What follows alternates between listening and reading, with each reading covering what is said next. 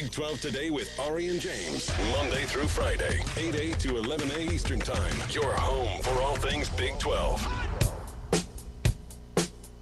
And away we go on a Wednesday. It's a Power Ranking Wednesday with James Westling. I'm Ari Temkin. Great to have you with us on Big 12 Today, presented by Modelo. Happiness is a choice. Thank you for choosing us. James, sir, how goes it? I'm choosing happiness today. Super excited for today's show. We got a lot of fun stuff with the Power Ranking segment, always wheels off. We're going to do a little one thing exercise. And man, I was thinking about this driving in. Every day that passes, it's like we are almost there, right? We are so close. The storylines are brewing. And now they're camp storylines. Stuff out of Arizona State that we went over yesterday. Stuff out of TCU that's new that we'll go over later in the show. There's just finally like real football stuff that we can talk about. Yeah, I mean, we talked about this on Monday, but a week from now we'll be in a game week with TCU and North Carolina. So it feels like it's close, but not that close, and yet at the same time, it's a lot closer than it's been. We are in the home stretch, as it were, to football season, which is the best time of year. It truly is, isn't it? Feels like we're playing just the tip of the football. This is a game of inches, and we are so close to the start of the season. Cannot wait to be all in. So I'm pretty good. Well done. I counted 3 references there. Just the tip, inches, all in. Nailed it. This is a family show. We'll keep it at that. Yep. Where's Waldo? Who knows? I could never find Waldo. Man, I hated those Where's Waldo exercises. I'd get so frustrated. Be like, this is the dumbest thing ever. He's not even in here. Every time I'd open to do it, he's not in this one. You start with the picture, you're looking, takes you a while. You're like, they didn't draw him in this one. He's definitely not here. Gotcha. Not gonna outsmart me. There's no Waldo here. What are we talking about? I feel like they haven't updated those books in a long time. Same. Are they even still around? Why don't we get like a Waldo show? Feels like they really missed an opportunity to over leverage. Hey, we were just talking before the air about side hustles. That feels like a market inefficiency to me. Yeah. I mean, is it really? Do you really have something of popularity if you don't, just automatically turn it into a movie, a TV show, a book, products?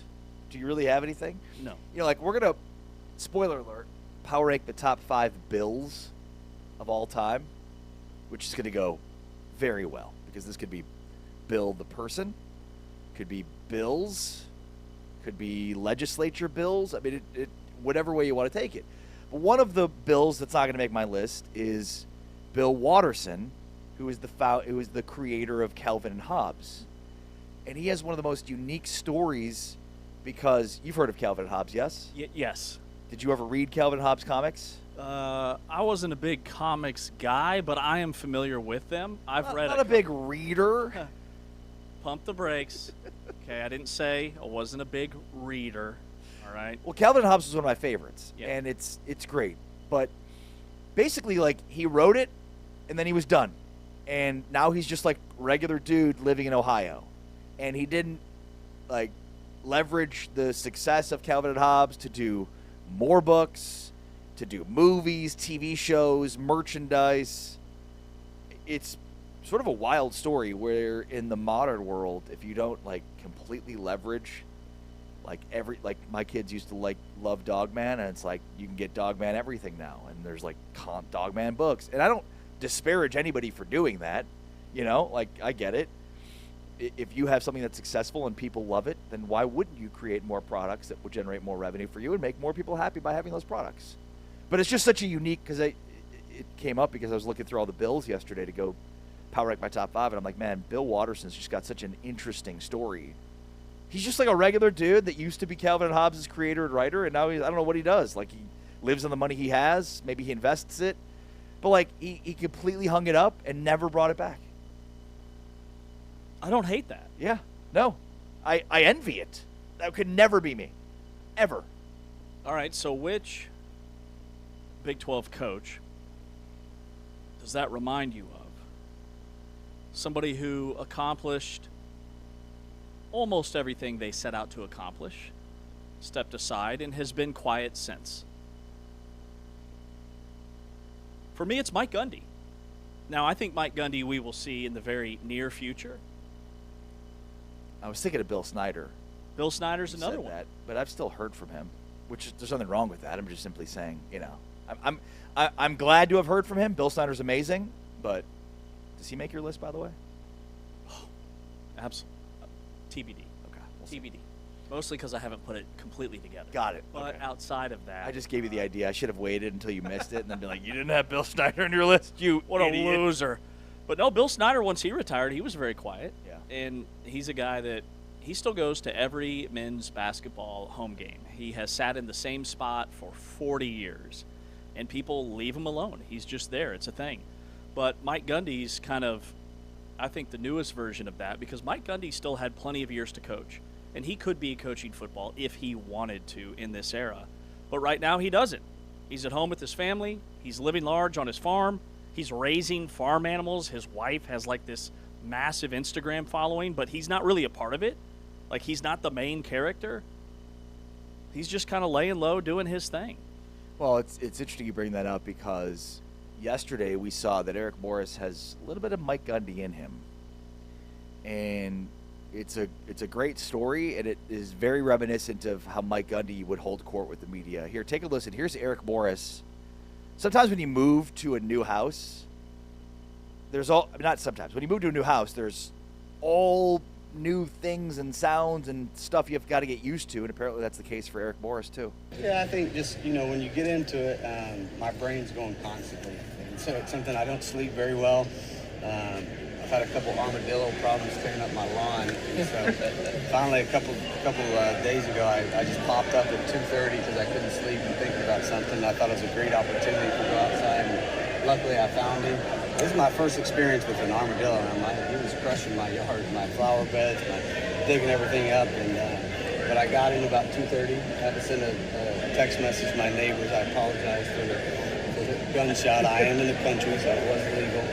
But I did get rid of him just because I don't sleep right now. I think just naturally that clock's going off in your mind. Continues to race on the things we're doing good right now and what we need to continue to build on. Okay, that's fantastic. Basically, Eric Morris has an armadillo problem. It's tearing up his lawn. He lives out in the country, and so he can't sleep, and he'd hear the armadillo at night. And so one night, he's like, I'm taking care of this armadillo. He grabbed his firearm, he went outside, and he shot and took the armadillo, as it were, and then sent a nice text to his neighbors at 2:30 in the morning. Could you imagine, like, the new coach at Oklahoma State's moved in? Hey, guys, you heard that gunshot? No big deal. Just an armadillo. He's dead. We can all go to sleep now. Yeah, a head football coach in the middle of the night doing pest control and then still remembering to be polite about it and contact his neighbors. This is an awesome story, and I wonder if these coaches ever sleep this time of year because there's so much excitement. Like, their minds are just always racing. They're all high adrenaline, like full throttle. The season's right around the corner. I can't imagine there's a lot of shut-eye for any coach right now as they get ready for the season. Well, and it's funny, too, because as I was hearing him talk, I'm thinking through, like, what issues are keeping Eric Morris up at night that he would metaphorically like to take out a gun and shoot? And I'm sure most coaches are like that too, right? Like, this is something that literally happened to him, but I'm sure there's a great metaphor in there of, like, what are the big problems with your team on the precipice of the season that you like to just get up in the middle of the night, take your gun, and go shoot? What's keeping you up at night? What's keeping all these coaches up at night? Yeah, he's pulling that trigger to eliminate pre-snap penalties, coverage breakdowns, overthrows, like all of the little things that's... Well, and Eric Morris knows, as most coaches know, like, you go through the offseason, you've got holes in your roster, you kind of know how you want to fill them, but you're not able to do that in every position group. And so while he would never, and none of these coaches would ever say this publicly, like, they know internally where their holes are. They know which position groups. It's like, well, this is the team we're going to the season with, and we can't really do much about it. And so we can hope that some of these things that I have questions about turn around, but ultimately, like, we're not going to be very good here. Coaches, again, wouldn't say that publicly, but I'm sure every coach right now knows which position groups are their biggest flaws. Absolutely. which position groups are going to shine and which groups are going to struggle. And some coaches are more transparent about it. Kenny Dillingham at Arizona State has been super transparent. They invite fans. It's a whole thing. It is like an NFL training camp at Camp T. When we were talking with our buddy from Sun Devil Source, Chris Cartman, yesterday on the show, I was looking up and reading like the flyer that they give fans for Camp T. It is an NFL training camp. They're like, bring lots of water, pack a lunch. You'll be doing, you'll have to park a mile away. Like, here are all the things. Here's when the autograph sessions are. Here's when you can see this and that. Like, it is a very guided tour of Arizona State football. And so because of that, there is more transparency collectively. And then you have places like Texas Tech where, and there's no right or wrong way to do it, but like at Oklahoma State or Texas Tech, at Texas Tech, what's going on in that quarterback room? At Oklahoma State, what's the defense going to look like? Is it clicking for their defensive coordinator, Skylar Cassidy? Who's winning the quarterback race at Kansas or West Virginia? You know, all of that stuff has been bottled up, and it won't be about 10 days from now. Yeah, no, well said. Well, and it's really interesting, too, from the standpoint of, like, transparency versus not. There's no right or wrong answer here. It's funny because football, like, we see this a lot in the NFL, where there's, you know, you have the Dallas Cowboys where it's like, yeah, come to our camp and film everything and put it on social media and tell everybody everything. And then, like, most other teams are like, don't film, don't look, don't report, don't say, you can't do anything. I don't know which one's the right approach. Like, and if you're Kenny Dillingham, it should be an easy answer here because, you know, you're about engaging the community, about getting everybody involved, about really getting a huge, big, long-term buy-in to Arizona State. So that makes sense. And anything from a competition standpoint that you might be losing by that transparency is offset by, you know, we just want to engage everybody. Now, with that being said, Kenny Dillingham's transparent to a fault. I mean, that's a big part of his coaching philosophy. You know, Kyle Whittingham will tell you that a guy that's out for the year is week to week, and Kenny Dillingham will tell you that the guy that we didn't even know was injured is going to be out this week. I mean, Kyle Whittingham did that for 3 years with Cam Rising at quarterback. He was week to week for nearly a half decade in Salt Lake City. And then you have, I would say, the one outlier in terms of how these Big 12 programs are operating right now would be Colorado.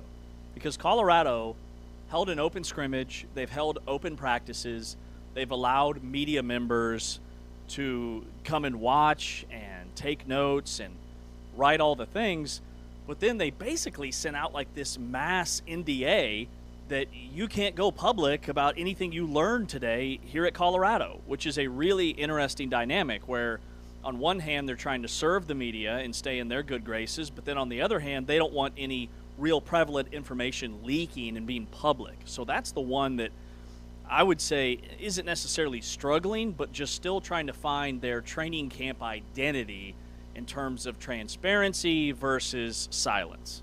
It's Big 12 today on Big 12 Radio. We're going to go around Big 12 camps here coming up in about 10 minutes, get you a look at what's happening behind the curtain at TCU, because some pretty significant news over the last 24 hours at TCU, plus more negativity around Arizona State's offense from Kenny Dillingham following their practice yesterday. We'll dive into that. A new theme at KU's training camp practices, Utah, plus we check in on the Iowa State Cougars. I see what you did there. Thank you. But David Hale from ESPN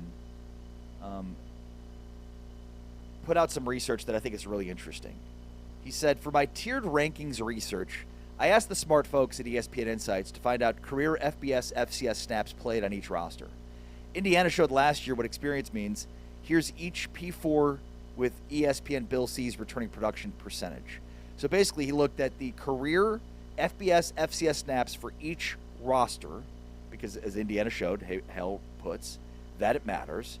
And then that is the data also includes the returning production percentage, right? So it means basically like who's turned over the roster and yet who has significantly more experience from within. That's basically the difference here, right? Experience is not all created equal. And even within this, there's flaws. We could talk about Iowa State. You know, there might be new players, but a lot of Wazoo transfers, the Iowa State Cougars, if you will, and similarly with Oklahoma State and Eric Morris. I find this so fascinating for multiple reasons. Number one, because like the pursuit of data to help us predict the season knows no bounds. You know, like this has become a sport. You know, and in some ways, as we get closer to the season, this has offset list season, right? So moving forward, following the season where you get like the top 10 returning players, top, you know, way too early top, whatever list season, whatever artistry the list season takes on, you know, now it's more of like a where can we find interesting, compelling data, because the reality is it's all blank canvas. The new playoff system, the NIL era, the transfer portal, like this is all brand new. This is a lot of things coming together at once that can create massive change.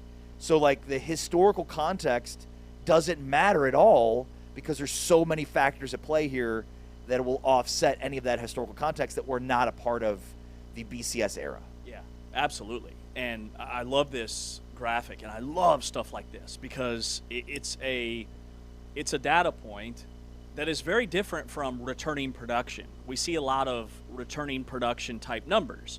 The difference, returning production, is how many passing yards, receiving yards, catches, rushing yards, et cetera, et cetera.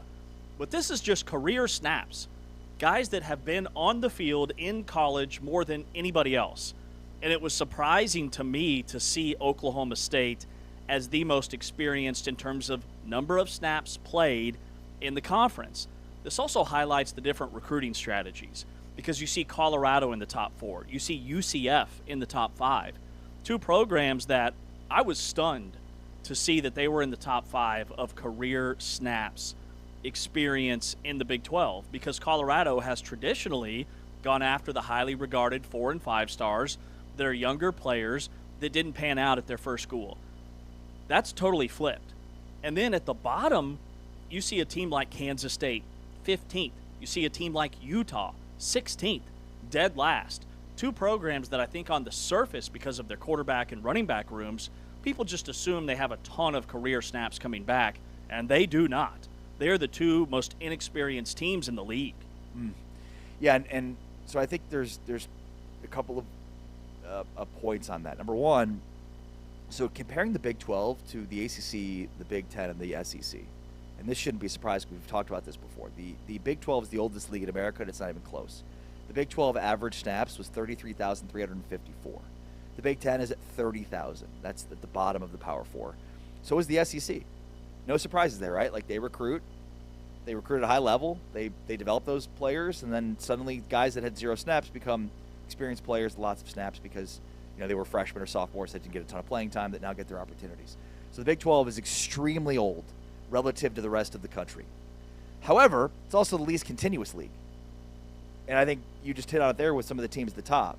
The teams at the top there that you just identified have a lot of experience, but not a lot of experience together. Now, the exception there would be Oklahoma State because it's deceiving that you have a coach that comes in from North Texas. So you almost have to account for the North Texas players coming with him as part of this continuous experience. Houston is the story here, though, because Houston, with 39,344 career snaps, 3rd in the league, 6th nationally, and 65% returning production, 1st in the league. And if you're watching us on Big 12 Studios right now, you can see David Hale's numbers up there, courtesy of our great producer, Anthony Smith, who put this together for us. So Houston's 3rd with 39,344 snaps. They also have 65% returning production, which is 1st in the league. So it's how many new players do you have and how experienced are they? With Houston, it's not a lot of new players. It's experienced players that have been at Houston. And that I wonder if that is the sweet spot. Because that's what set Indiana aside, right? We talked a lot about this when it came to Indiana last year. And because there's such small historical context associated with it, we're going to use Indiana as a jumping off point. 1, because they just won it. And 2, because it helps the Big 12. It looks good for the Big 12 if Indiana wins national championships, especially from where they were last year. So Indiana last year, we talked about, like, they had a bunch of guys that were second-year transfer players. So that's where I think, like, we've been high on Houston, but that might be a pretty good tell on how good Houston could be because they've got a ton of experience. and a ton of experience of guys playing together more than anybody else in the league. Yeah, and there's only 3 teams that are ranked in the top 5 in the Big 12 in career snaps and returning production, which is the yards, the tackles, the INTs, all the things we just went over. And those 3 teams are Houston, Texas Tech, and then UCF. UCF is really starting to grow on me as a major contender for being that dark horse sleeper team that has a breakthrough year. Year 2 of Scott Frost. I love what they've done in the portal, and I didn't realize how much returning production they had coming back because of how much of a mess they were last year offensively. Every single quarterback gone, top 2 running backs gone, top 2 receivers gone, NFL edge rusher gone. That just to me was kind of a blanket like, okay, this team's going to struggle. But now I'm starting to see that, sure, those guys are gone, but they've brought in a really experienced QB1. They have a ton, like their entire secondary back, 2 guys that were regular starters on the defensive line, an All-American tight end.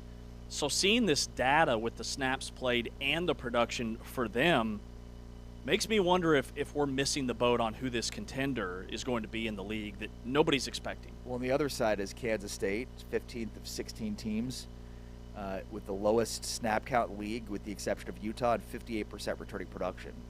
And then Utah, 23,000. So Utah's bottom, last in league, and 55% returning. Are we too high on Utah, too high on Kansas State? Are we too low on Houston? Or is this just chasing our own tail by, right, over-analysis from a math problem? Alabama is 16th in the SEC at returning at snap count. Georgia's 14th in the SEC. Ohio State's 13th in the Big Ten. Michigan's 16th. Clemson is 16th in the ACC, which is shocking. Oregon is 10th. So, again, if you're lower in this, it probably means that you've got 4 or 5-star freshmen that are about to start. Is that the case for K-State and Utah? Next man up. Both teams have had strong high school recruiting classes. Both teams in the last 2 years have inked the highest rated prospect in program history. Kansas State with their 5-star tight end Lincoln Cure. Utah with their 5-star left tackle Kevin Obot. So is that a glimpse? We're going to find out, right, here in a couple of weeks. Yeah. But it is a fascinating statistical breakdown. Yeah, and ultimately the conclusion for me is, career snaps measure experience, and experience is what you buy when you can't buy talent. So that helps to, I think, close the gap. But it's a substitute. Mm-hmm. It's not a superior mold, it's a substitute. And we know that because the majority of the money is still being spent on high school recruiting. That's James Westling. I'm Ari Tepkin. This is Big 12 Today on Big 12 Radio, presented by Modelo.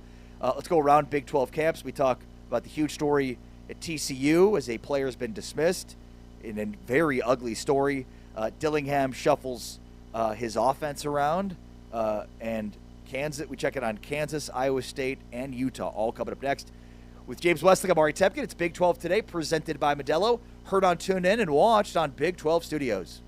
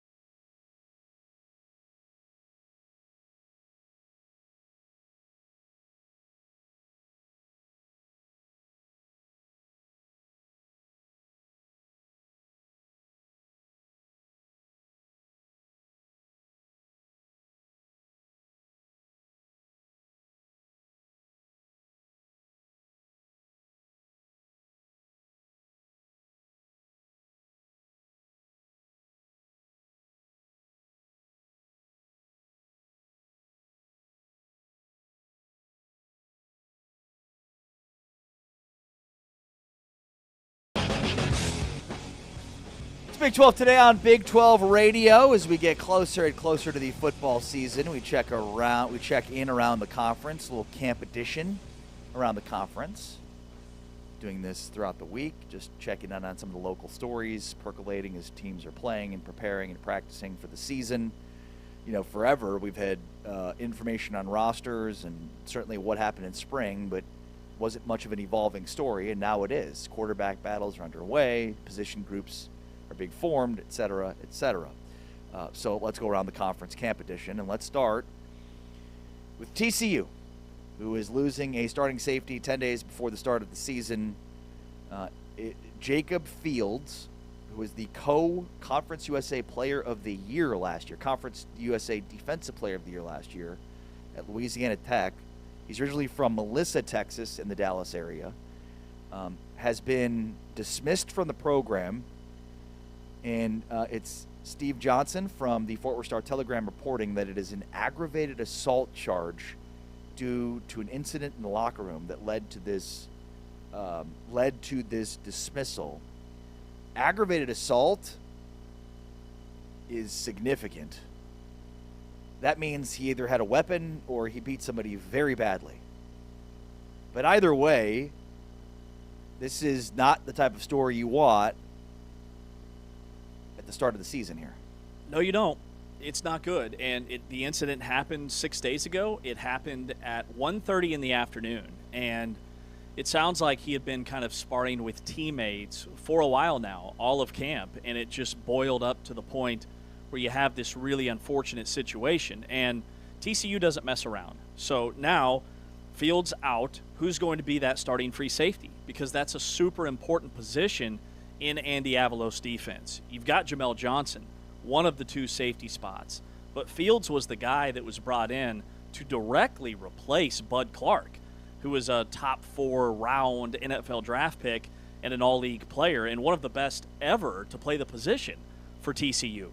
So now is it going to be Lester Jordan, who saw some time last year in kind of backup duty? Caden McFadden is another guy that is a returner that played last season as a backup. There aren't any like plug-and-play guys expected to replace Fields. It's now wide open at that position. Yeah, I think it's most likely going to be Jordan Lester, the 6'2", 190-pound safety out of Mesquite, Texas, who was part of the 2023 recruiting class for TCU.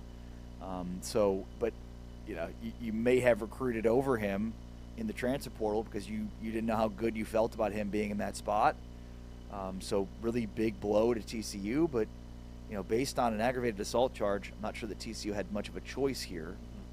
And look, you get to the end of camp, and guys have been, you know, going after one another, and it gets aggressive, and you know, you just want to hit somebody. I mean, we see this in NFL training camps all the time. Like the Cowboys and Saints had a joint practice yesterday, and there were lots of punches thrown and lots of brawls. Why? Because you're sick and tired of hitting your own guys. You're sick and tired of being cooped up in camp with the aggression and the violence you're trying to instill, and there's nobody to hit. There's nobody to hit. Who are you taking this aggression out on? It's why when they have joint practices, they always end up in fights. I don't think there's anything wrong with that. Pent-up aggression. Figure out a way to get it out of your system. In this case, though, it's extremely toxic for the TCU locker room. Mm-hmm. And to your point, I think there was no other option for TCU.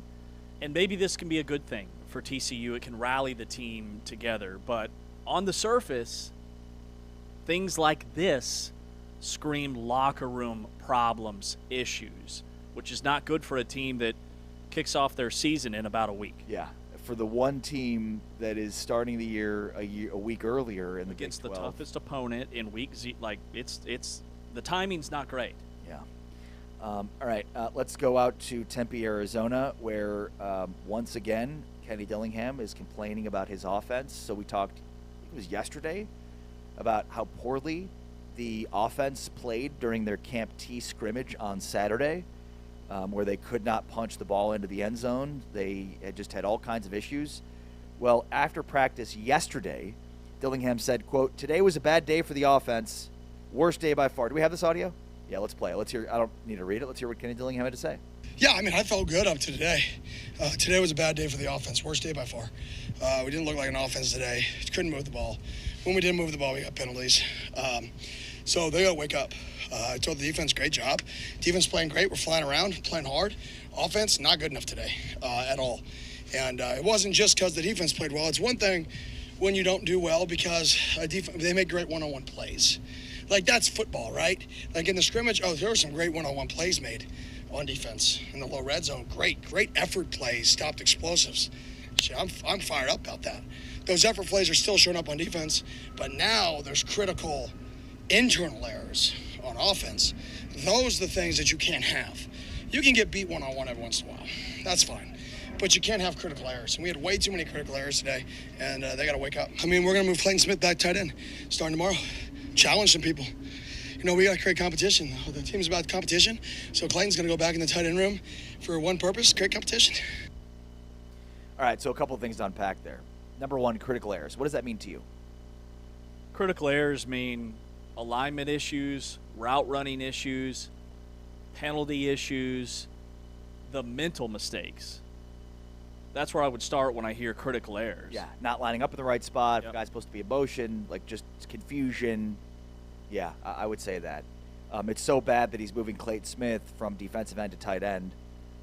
Remember, Clayton Smith this offseason ran with the wide receivers. He's 6'4", 260 pounds. And so my guess is Kenny did that initially just to see what he could do on that side of the ball, and then felt pretty confident that they would be okay and moved him back. But now he's almost being used as a piece to invoke competition. It says a lot about Clayton Smith, the person, the athlete, the football player, and Kenny Dillingham doing this so close to the season. Kamari Anderson, we talked about yesterday, is still out after breaking his foot in spring. So I think, like, number one, Kenny's good at using the media to get his message across. That's number one here. But number two, like, there's clearly actual issues here. You're not going to move Clayton Smith from defensive end to tight end unless you think there's a legitimate problem here. Well, Anderson is expected to be their guy at that position. Outside of him, they don't have a lot of experience. Their backup tight end is a guy that has one catch over the course of his career. Now, he was a highly touted prospect out of high school, but they're still really green in that room. So if Anderson is out, I can see why the move was made. However, I think the context is different. Like, when you move a guy in the spring, it's kind of a fun, experimental thing. Now you're moving him 2 weeks before the season because you're not getting what you need from that position group to shake things up. So it's a little bit of a red flag, but when I think about Kenny Dillingham, like, we heard all these same things last year. We never heard that Sam Levitt was just tearing it up, and Jordan, like, he always in camp finds things to nitpick because he wants his team to be perfect and be ready to go. And I like that mindset. I like that he's been super critical to try and get these guys right before their opener against Morgan State. All right, in Lawrence, Kansas, a new theme has emerged during KU's training camp. This via Michael Swain from Fog.net. Basically, the Kansas is developing some depth that maybe they didn't expect to have because there's a lot of first- and second-year players that have emerged here during camp. I don't know if this is a good sign or a bad sign, but it's a sign. Trey Brown's a true freshman. He's emerged as a nickel. Garrett Martin, a defensive end. DeAndre Harper, second-year transfer from Northwest Missouri State. And then one of the guys, Drayden Punt, is the guy to pay attention to. 6'7", 250-pound defensive end who's really emerged here. So basically, Swain's topic here is, like, the top of the roster is pretty set with the exception of quarterback, but there's probably a lot more depth than expected. And with Kansas playing 12 games in 13 weeks and 9 straight to close, including that London trip immediately following the Missouri game, depth is going to be the story of the season. The ability for Kansas to, finish better than most expect, myself included, is about the depth of this roster because of their really difficult schedule in terms of 12 games in 13 weeks. Well, and we've spent so much time this offseason highlighting the quarterback position because it's an open competition for that starting job. But really, what has to be better is the defense. I mean, they allowed 41% conversion rate on third downs, one of the worst marks in the country. They only averaged a little over like 1 sack a game in Big 12 play. So to see that an edge rusher has put on some weight and has stood out in camp is a really good thing because they added a really just giant defensive tackle who was the best defensive tackle for Tulane a season ago, who played in the college football playoff. And then you mentioned the offensive lineman. DeAndre Harper at 6'6", 320 pounds. He is a specimen, and he's a transfer from a Division II school, Northwest Missouri State, one of those under-the-radar guys. That is a D2 powerhouse. They are the Georgia of Division II football right now. Not FCS, Division II. So it's a big jump, but they're not far from Lawrence. This just feels like a nice fit for him to maybe be part of the rotation and even a starter. Yeah, we'll have more on this coming up, including checking in on the Iowa State Cougars, especially along their defensive line, and, of course, Utah as well. On the way next, though, Bill Connolly from ESPN. Bill C. joins us. We just talked about how his SP Plus numbers compare to the coaches in AP poll. We'll talk with him about that and more next. This is Big 12 Today on Big 12 Radio, presented by Modelo. Heard on TuneIn and watched on Big 12 Studios. Corner for Wyoming. And Sam Levitt on the move, completes the pass. There's Mateer, the tight end, and into the end zone for an ASU touchdown. Shimon Mateer.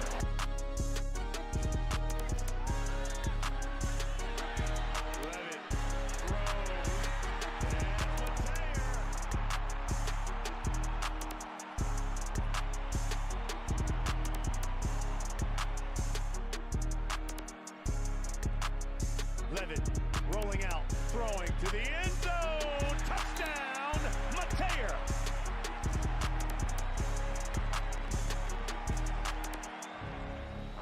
$10:17 to go until halftime. Levitt will throw short to the tight end. There he goes. Touchdown, Sun Devils. Mateer, 16 yards, and it's 20-0.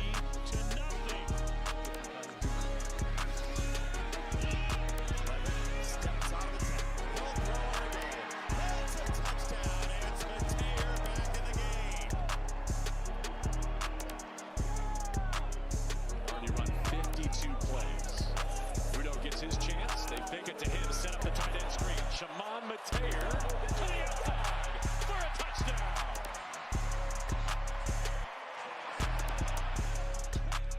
3rd and 8. The adjustment is made. Mateer, flag down, catch is made. Touchdown, Shimon Mateer. 5-minute mark, 8th play of the drive. This one down the seam for a touchdown. Shimon Mateer with an 18-yard score.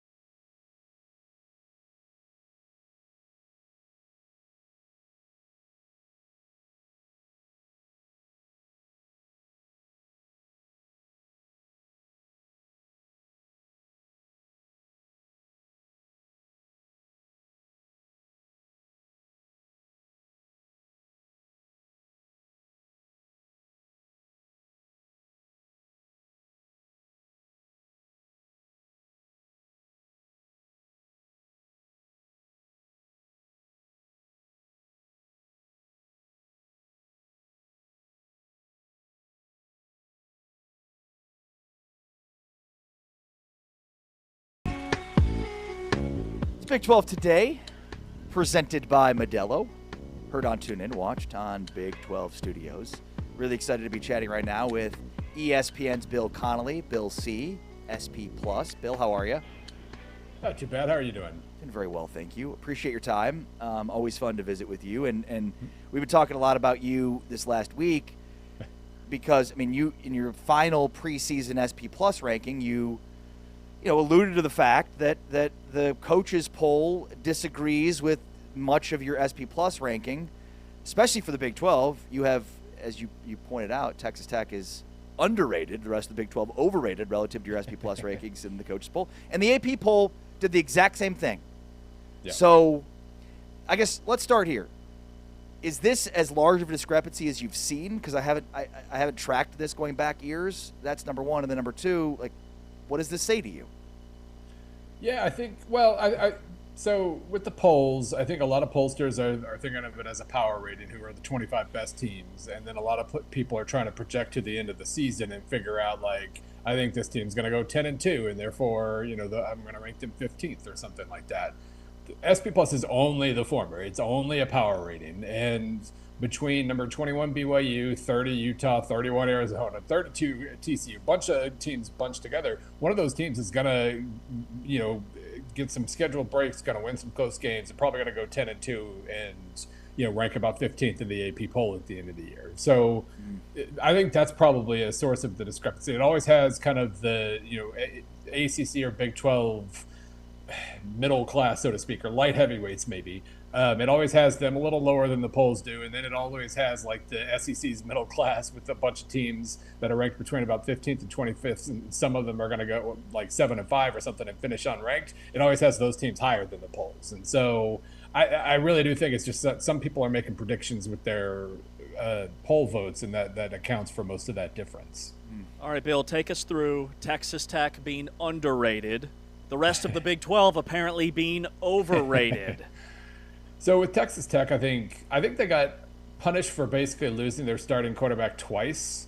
They were third in SP+ at the end of last season, and that was with, Baron Morton wasn't terrible. I feel bad. We spent most of this offseason talking about how terrible Tech's quarterback play was last season, and that's why they needed Sorsby. He was clearly solid. He just wasn't good enough in the playoff. Their defense was so dynamite. The run game was explosive enough to keep the points going. And it all worked out really well. They finished third in SP+. That was incredible. Yeah. And so they're projected to fall because they lost Morton and some other starters. And obviously there's a lot of turnover in the front six, but they fall to 8th. And meanwhile, it feels like with the polls, they fell a little bit, and then they fell more when it turned out that Hammond was going to be the guy. And so, yeah, it was kind of a weird little double dip there. I think they would have ranked higher with Sorsby, but then they fell too far afterwards. They're going to be really good. And as far as, like, they lost some dynamite talent in the front six, but I kind of give them massive benefit of the doubt there because, among other things, for all the money they spent in the portal last season, most of the players they signed got better with Tech. Yes. They identified talent well, and then they deployed it beautifully. And so I'm just going to assume that happens again until proven otherwise. Yeah, well said. Who, from a Big 12 perspective, surprised you with their SP+?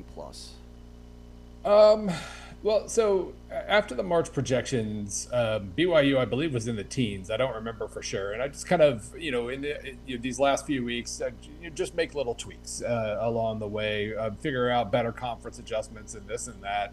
But every adjustment I made seemed to bump BYU down like a half point. So they're still 21st. They're still comfortably the second best team.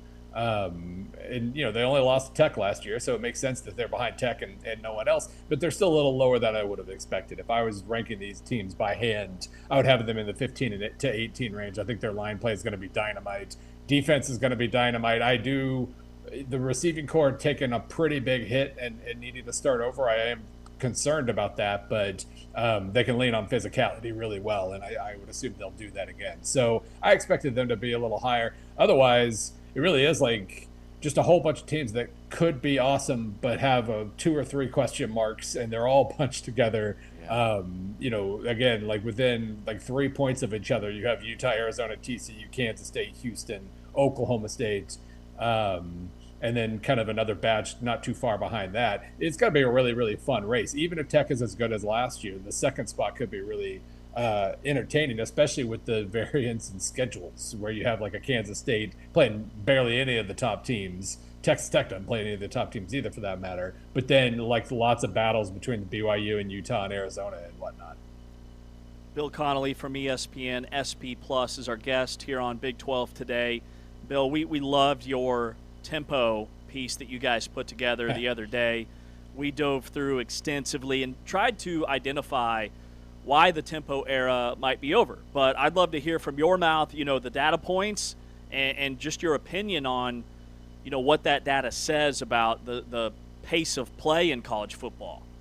Yeah, it really was a fun piece. Adam Rittenberg and I kind of teamed up on a piece that, I had noticed from just a pure data standpoint, like scoring's going down, and that could be kind of frustrating. I missed the old. I didn't need every game to be 49-42, and that one West Virginia Baylor game that was 70-63 or whatever, that was too much for me. I kind of turned into Chris Spielman in the booth at that one bowl game, the Baylor Washington bowl game, like just getting mad at the defenses. I still like points though. Points are fun. Points create plot twists, and they're going down. But then when I started playing with the data, I noticed that as much as scoring is falling, like offensive efficiency, like points per drive is increasing. And so, combined with what Rittenberg was finding out of talking to coaches, it has become this interesting thing between tempo going down and a surprising factor, fourth down conversions going up that are extending drives and creating a situation where we get fewer drives in a game. So a couple, the clock rules from a couple of years ago sped up these trends, but the trends were already happening. And all that has basically meant that a decade ago we had about 13.1 drives per game per team, and now we have 11.7. That's a pretty big shift downward. Points per drive are going up, but the scoring's still down because it's like a pro game at this point where you just the drives take forever and you don't have as many drives. It's really interesting too because this is reminiscent of kind of the tempo era in a respect where like it was in some ways a market inefficiency, and Big 12 teams in particular, Mike Leach, the Mike Gundy offense, had to sort of not play straight up. Like that was the idea, is we can't beat you straight up because if you want to, ground and pound and churn clock, like we're not happy to do that. Like, Yeah. Do you think like this is just the cyclical part of it, and like Oklahoma State once again, like they're going to be playing at a fast pace. Like I guess how do you sort of compartmentalize the pace part of this, and do you think it will again return because there's probably a lot of Big 12 teams that feel like we can't beat SEC or Big 10 teams straight up that way? Right. I think there are two main factors for tempo going down. One of them is a more recent thing. Ryan Day talked about it in the article, just about how like we might have to play 17 games now, and the idea of 60 snaps per game versus 80 snaps per game, that's like a 300 snap difference by the end of the year. And while tempo can be designed to wear defense is down, it's more injury risk and all these other things. And so the idea of wanting to slow down, of the best teams wanting to slow down just to pace themselves, kind of makes sense. And I think the other major factor, the reason the trend started a decade ago, really, 2016, I think was the last really fast year, and then tempo fell just about every season after that. I think the other major thing here is just defenses adjusted to tempo. The whole idea at first was when you run a play that and you find an advantage, you hurry to the line and do it again before the defense can adjust or substitute or anything like that. That was a big part of the reason for tempo. And I think defensive communication has gotten better. They just those are the type of cyclical things where defenses will always adapt to an offensive advantage. And so while there are still Big 12 teams that are going to run tempo, Josh Heupel is still going to run tempo at Tennessee. Lane Kiffin is going to do it quite a bit, I'm sure, at LSU because that's just what they do. Fewer coaches are trying that. Fewer coaches are finding those advantages. And so nationally, the tempo has not as many teams are trying to go fast.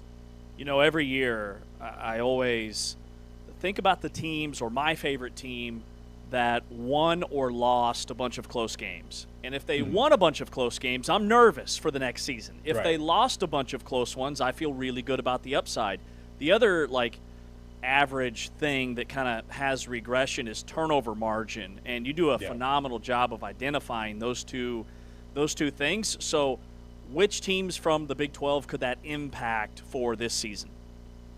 I think, I did a couple pieces in March, I think, before the initial SP Plus release, just kind of laying out all the different ways that fortune can strike. And I think one of the teams that could benefit from just pure turnaround in luck, injuries, and everything else, I am really curious about Colorado. They kind of had, for all of their problems, for all their on-field problems last year, they were also very unfortunate in a lot of ways. And so, it's like my numbers don't like Colorado very much. Obviously, they weren't very good last year. But just looking specifically at the guys they brought in, the veteran talent that they brought in, I kind of like the transfer class. And if their luck changes as well, then maybe they aren't quite as doomed as a lot of the headlines currently say. So that's certainly one that where things could turn around a decent amount. If we look at it from the other direction, there were some Big 12 teams at the top of the turnovers luck list. Actually included Kansas State, which wasn't all that encouraging. I was talking myself into K-State a decent amount, and that might be something that brings them back a little bit. And BYU was pretty high on the list too. So. Curious, about that. They did have some, good fortune in close games and whatnot. So, yeah, it is always a factor. I'm scrolling through the bottom of the turnovers list here, and besides Colorado, I'm not seeing another obvious turnaround candidate that was super unlucky last season. But there are always some. All right, this is a parenting question, Bill. This is not a college football question. Scrolling through your Instagram. So you have a 14-year-old daughter that made you a Beavis coffee mug? Yes. Okay, so I have two boys. One is about to be 11. The other is about to be 8. They love The Simpsons. We watch all the oldies. Yeah. So when, South Park and Beavis and Butthead for me are a little bit too much. At what age did you were you okay showing your daughter Beavis and Butthead? Yeah, age 9 to 14 is just one constant stream of, is she ready for this? Yes. What about this? Yes. And just kind of taking stabs in the dark, basically. But I think it was about a year ago that it was during the winter. She had a sick day or something, and my wife decided she was ready for Daria on Paramount Plus. So we watched the episode of that, and I said, actually, this is a character from another show, and she's enough of a music nerd too that Beavis and Butthead just all clicked for her immediately. So. She does a decent cornholio for being a 14-year-old girl. Well, and the cornholio mug is a thing of beauty. It's amazing. I think I have it on my Zoom background up here too. Sweet. Also on your Zoom background, I want to make sure to promote Forward Progress, the definitive guide of the future of college football, a book you wrote. And if you're watching us on Big 12 Studios, you can see it behind Bill right now. So just let people know what it is. Yeah, this was, I think it's almost a year old now. It was just my attempt at looking at where college football's come and where it's going, more or less. And I'm sure, I'm pretty sure I said in the book that there was a 51% chance of legislation getting passed at some point in the next couple of years. That's going to end up maybe being 49% at the end of the day. But, that's, I'm sure little pieces writing about current events is always really hard. So there are going to be little nuggets in there that are outdated. But it was just a history of realignment, history of television with college football, history of this and that. And, it helped me a lot to kind of gather, there's so many different forces of change at the moment, some good, some bad. This was my attempt to kind of corralling my thoughts, and I liked how it turned out. Yeah, that's amazing. I need to check it out. Forward Progress, the definitive guide to the future of college football. I will read anything Bill Connolly writes, whether it's analytical or not. Bill, you're the best. Thanks for your time. Even as a Mizzou guy, you're the best. Appreciate you, buddy. Be well. Absolutely. Take care. Take care. See you, Bill. ESPN's Bill C. Bill Connolly joining us here, breaking down his thoughts on the season at large. Bill has such a great model with the SP Plus, but I think in addition to that, he's great to talk about the sport from a non-math lens, which is not always an easy thing to do for some of these incredible mathematicians that are involved in sports. Right. Yeah. Those are two very different buckets, and I love what he has put together for the Big 12 because it tells me that Texas Tech is vastly underrated, that the other teams, basically 2 through about 7, are wide open and closer than we anticipated, which I don't think is a bad thing because of those teams, they're all either receiving votes or they're ranked in the preseason AP Top 25. So if it's somebody from that group that has a BYU-type season from what we saw last year, the Big 12 is in the conversation to have multiple teams in the college football playoff. And if Texas Tech runs through their schedule, even if they lose in the Big 12 championship game, like they're going to be an at-large bid if they take care of business during the regular season. So just all of his numbers and his data get me even more hyped about the year to come. All right, on the way next, it is our power rankings. It's a Wednesday. It's power ranking time. We're going to power rank the top 5 most important players going into the season of the Big 12. That's next. It's Big 12 Today, presented by Modelo with James Wesley. I'm Ari Tepkin, heard on TuneIn and watched on Big 12 Studios.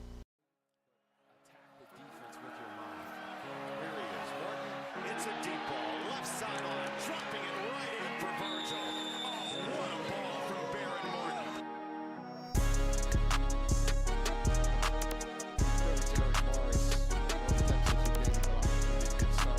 Beautiful pass. I mean, that's a big league throw. That is a clinic again to Reggie Virgil for a first down. This is a BB. Like, that is a difficult throw to make, and what a catch. Williams stays in. Play fake. Morton well protected. Spins one. End zone. Caught! He drops it in the bucket. Coy Aiken reels it in. 42 yards. Baron Morton wants another touchdown for the run, and he's got it from Douglas. Finds his own camera on the touchdown. 21 coming in. He'd actually be a lot better than that as the season prolongs. On a fly, at the corner, it's Aiken. It is touchdown. How do you do? Here's Morton. Downfield strike, and brought in by Aiken. They're going to mark him down at the 1-yard line. Already.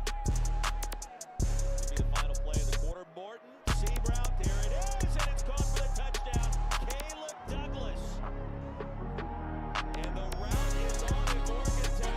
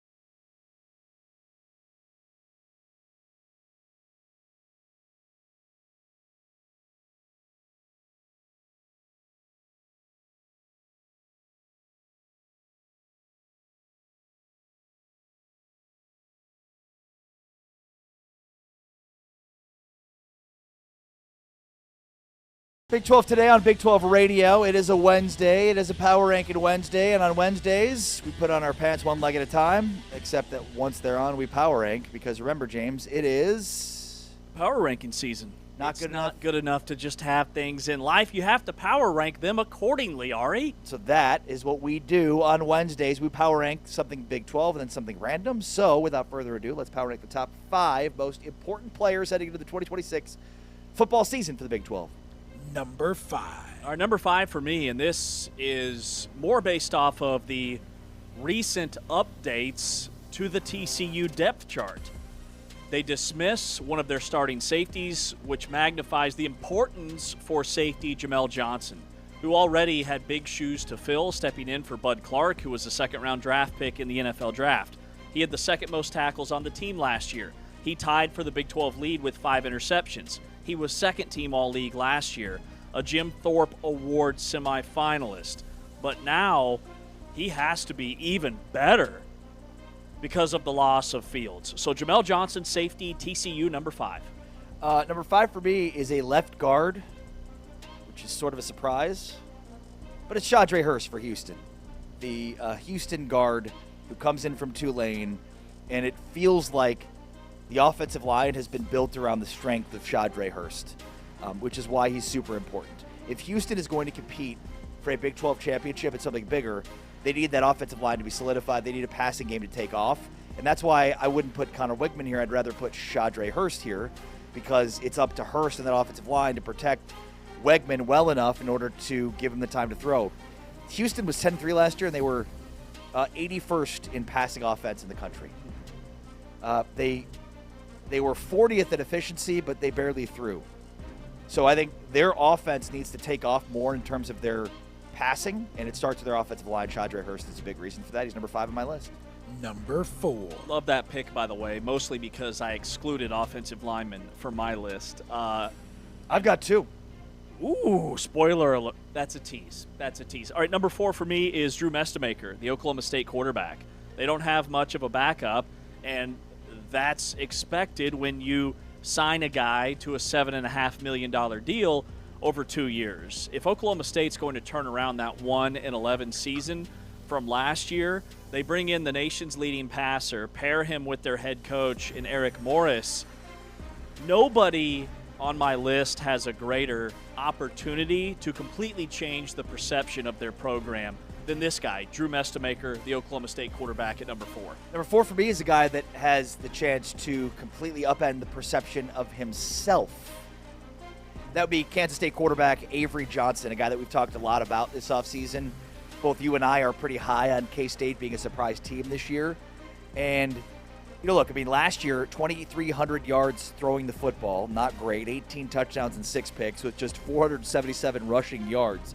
For a guy that was a 5-star recruit, high 4-star coming in, one of the highest rated recruits ever at Kansas State, to think that he would start for multiple years and that this would be the output would be a shock. So there is nobody with more pressure on K-State's roster this year than Avery Johnson, and nobody that is benefiting more from the Colin Klein hire than Avery Johnson. Avery Johnson, 4th in importance for the Big 12. Number 3. Huge fan of what you said about Avery, and he just missed for me only because K-State has their backup quarterback coming back. But you're right. That's the difference between like a 5-win team and a 9 or a 10. I've got A.J. Holmes, the Texas Tech defensive tackle.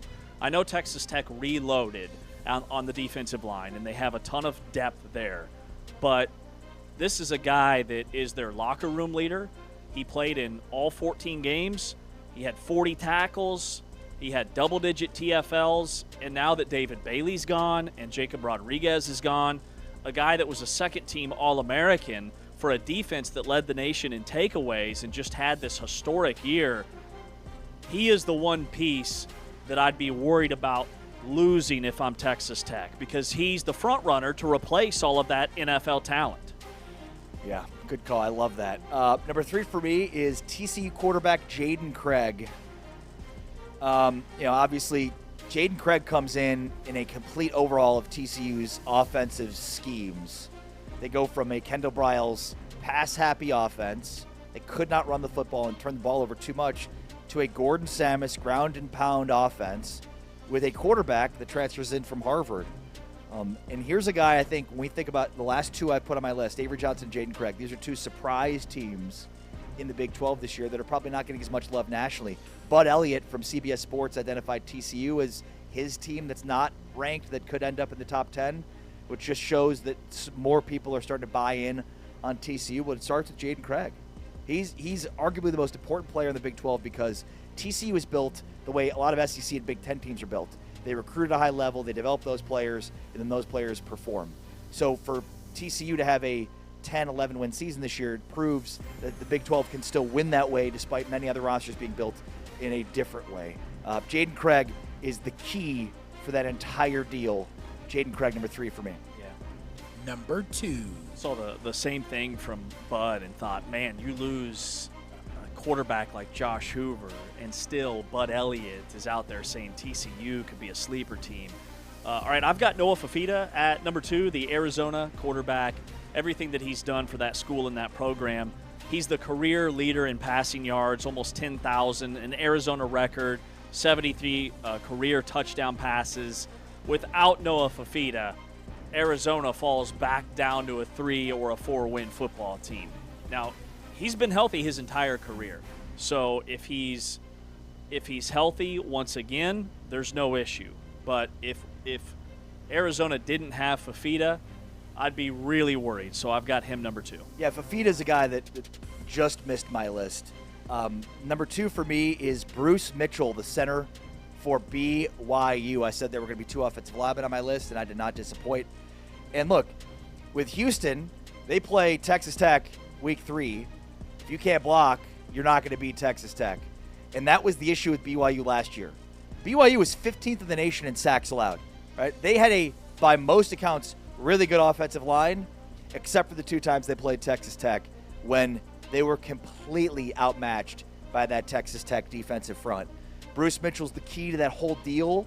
He is the most experienced returning starter along any offensive line in the Big 12 and is the most important. If BYU is going to win the Big 12, and that's something that I believe and have said, then it's all about Bruce Mitchell and that offensive line, protecting for Bear Bachmeier, opening up holes for LJ Martin.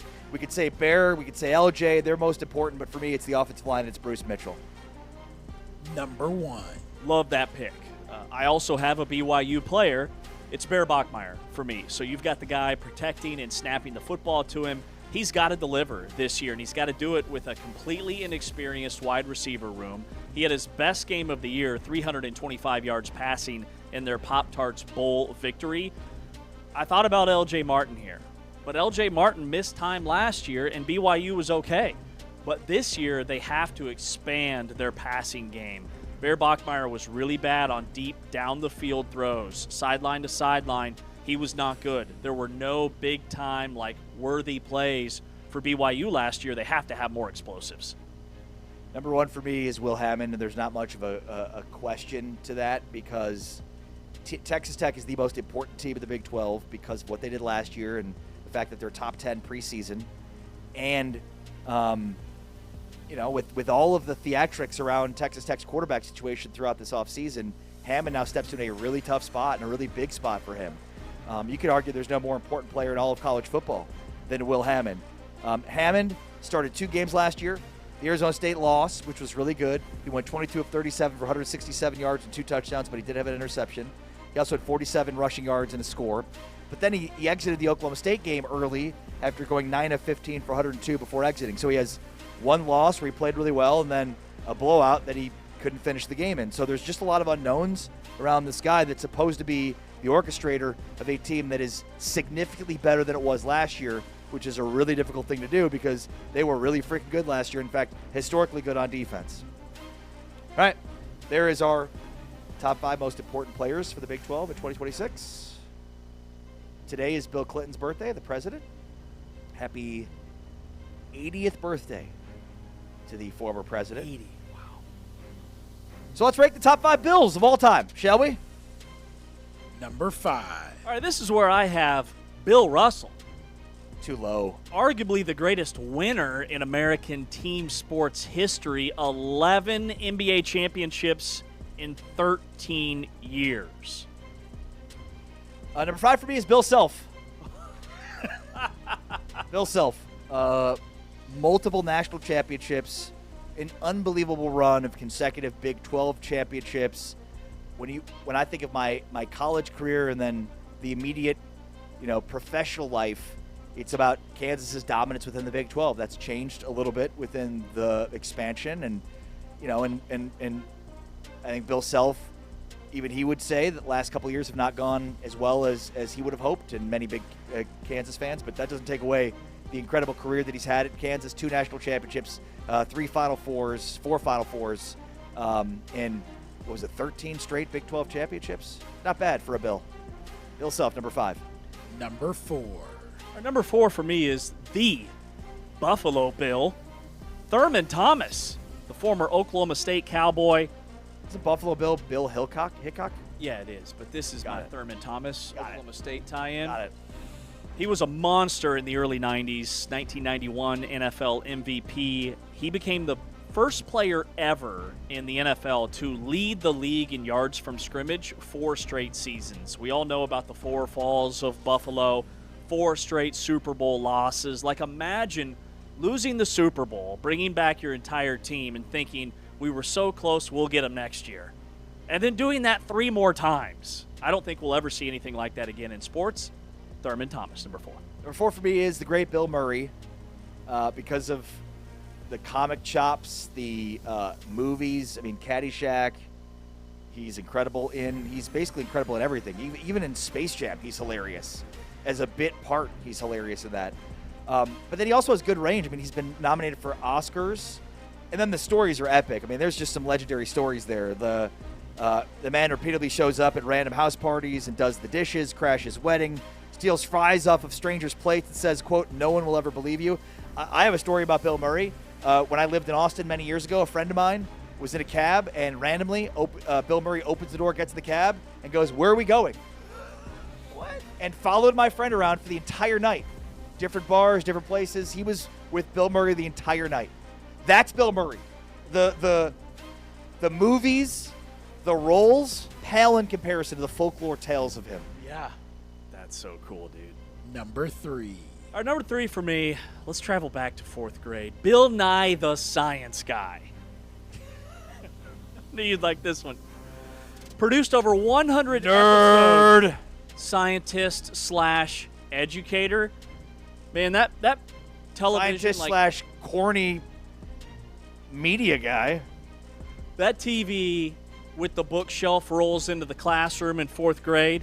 It's Christmas morning. No, it's the opposite. For every 4th grader, knowing that, opposite. hey, let's close the books.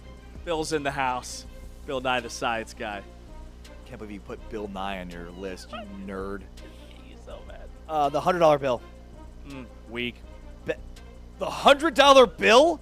Who doesn't love getting a $100 bill? The $100 bill is so. They made a song about it. It's all about the Benjamins, baby. Benjamin Franklin wasn't even a president, and yet featured on the $100 bill. I mean, is there a better experience than getting handed a $100 bill? First of all, now because nobody ever has cash, but second, because it's just fun. What can you do with $100? Lots of things, lots of fun things. I get that there's more money than in it, but like in terms of just the cash lexicon, $100 bills, like that is raking the dough right there. The $100 bill, iconic. It's number 3 on my list. Number 2. Yeah, my kid got a $100 bill as a gift and thought he was Warren Buffett. I mean, yeah, I would too. Number 2 for me is Bill Snyder.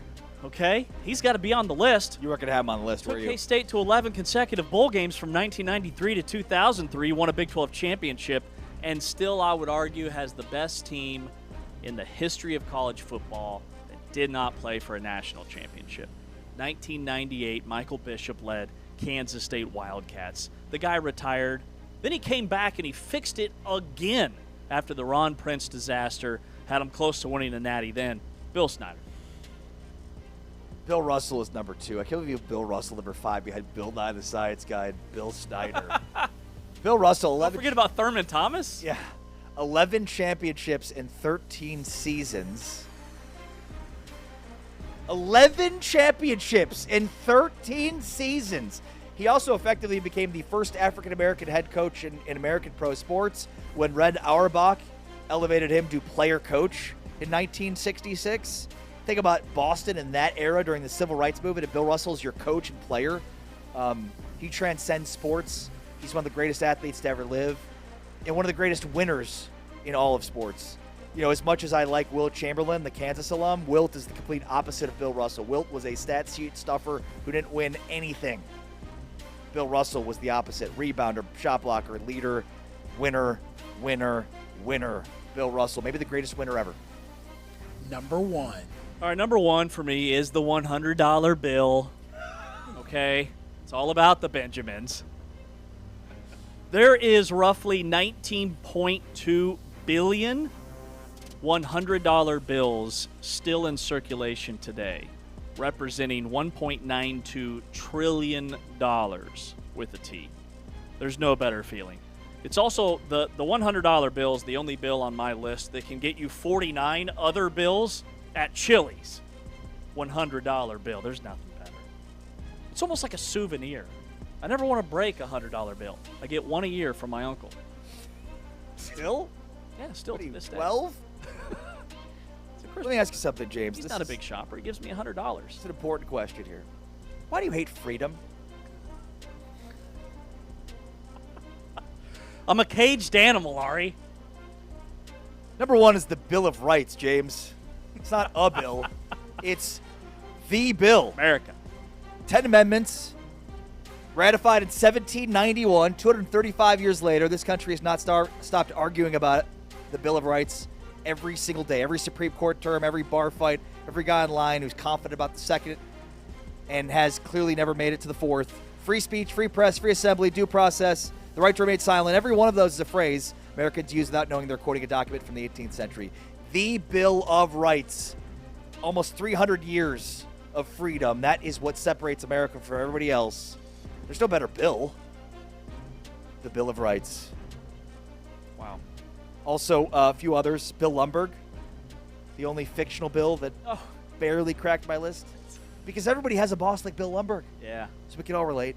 Bill Withers. TPS reports. TPS reports. Bill Withers almost made my list. It was hard to find him a spot on my list. Lean on Me, Ain't No Sunshine, Lovely Day. I mean, these are iconic songs that have been repurposed and repackaged for rap music. It's Bill Withers is one of the best. So there's our bills. Man, I'd love to see that name come back around. There's not a lot of five-star quarterback prospects named Bill. Yeah, you're right. And there should be. Yeah. Bill and George. Bill Westling. Let's bring it back. Yeah. Well, his real name's William. Bill Clinton's real name is William. Yeah, I know. Are you talking about your dad? Yeah, both. Got it. I thought you were talking about your son that you don't have that you named Bill. It's Big 12 today on Big 12 Radio, presented by Modelo. Heard on TuneIn and watched on Big 12 Studios. Our countdown to kickoff continues next with Utah talking to Utes football. It's Big 12 today.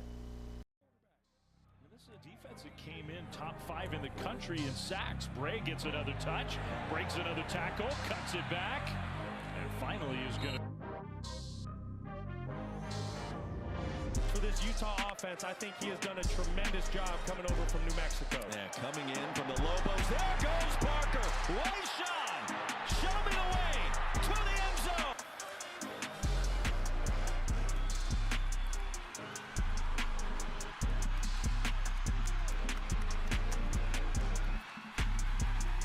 +. It wasn't hurdles, it was like steeplechase. Parker for 12 now. In stride, calling wet football. Rodgers carries, and it's a first down. Ute.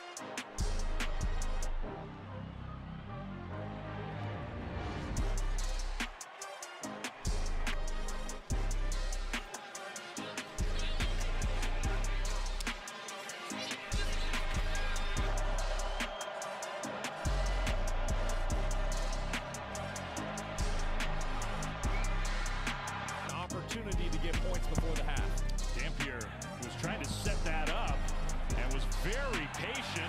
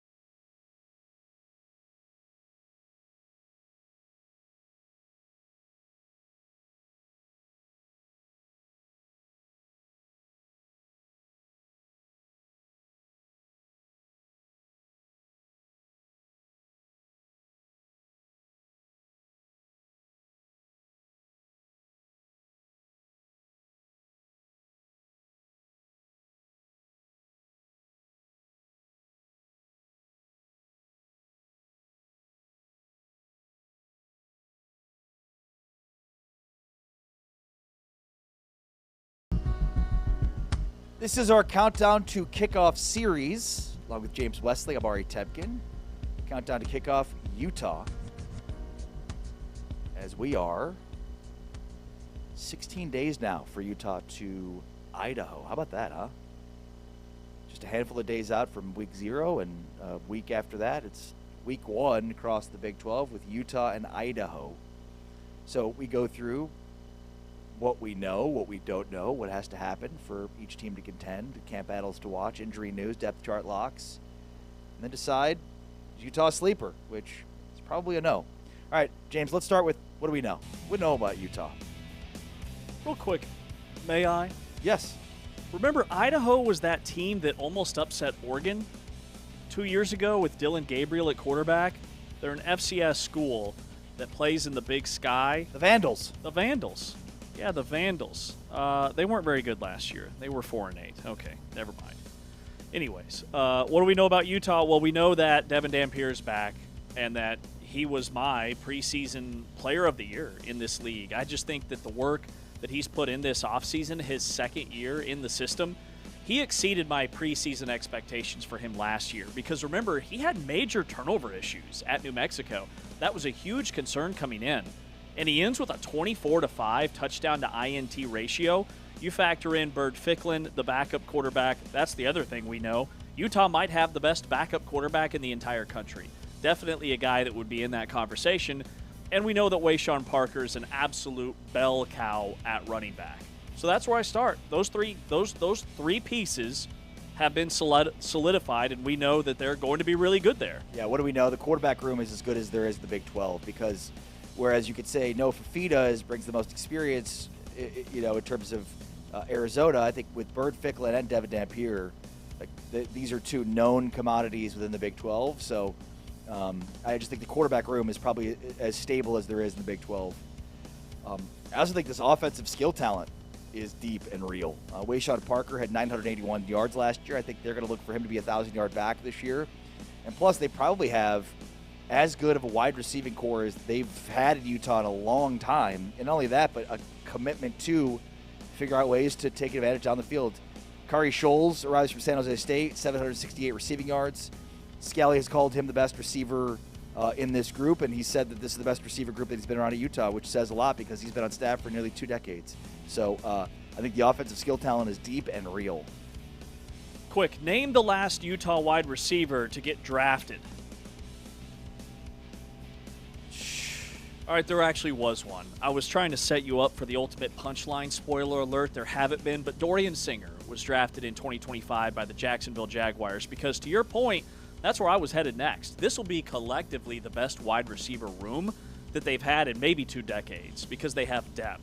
Scholes, the San Jose State transfer, remember, he was wide receiver number 2 behind Danny Scudero. And then I love Braden Pagan, the Utah State transfer, who was nearly a 1,000-yard guy with the offensive coordinator that comes over. All right, what don't we know? Well, the offensive line. Who blocks? Who blocks for Devin Dampier and Bird Ficklin and Wayshawn Parker? Right now, they have a pool of about 9 guys.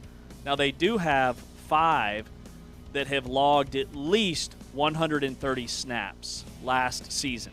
In fact, in the Las Vegas Bowl against Nebraska wasn't the only team in that game that had a bunch of players sitting out. Utah did too. And 3 of the guys that could be starters this year started on the offensive line against Nebraska.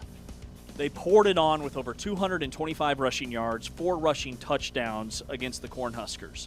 So they don't need this offensive line to be what last year's O-line was all year long. If they can get a semblance of what that O-line was against Nebraska, they'll be okay. Yeah, I mean, who blocks, right? That's what we don't know.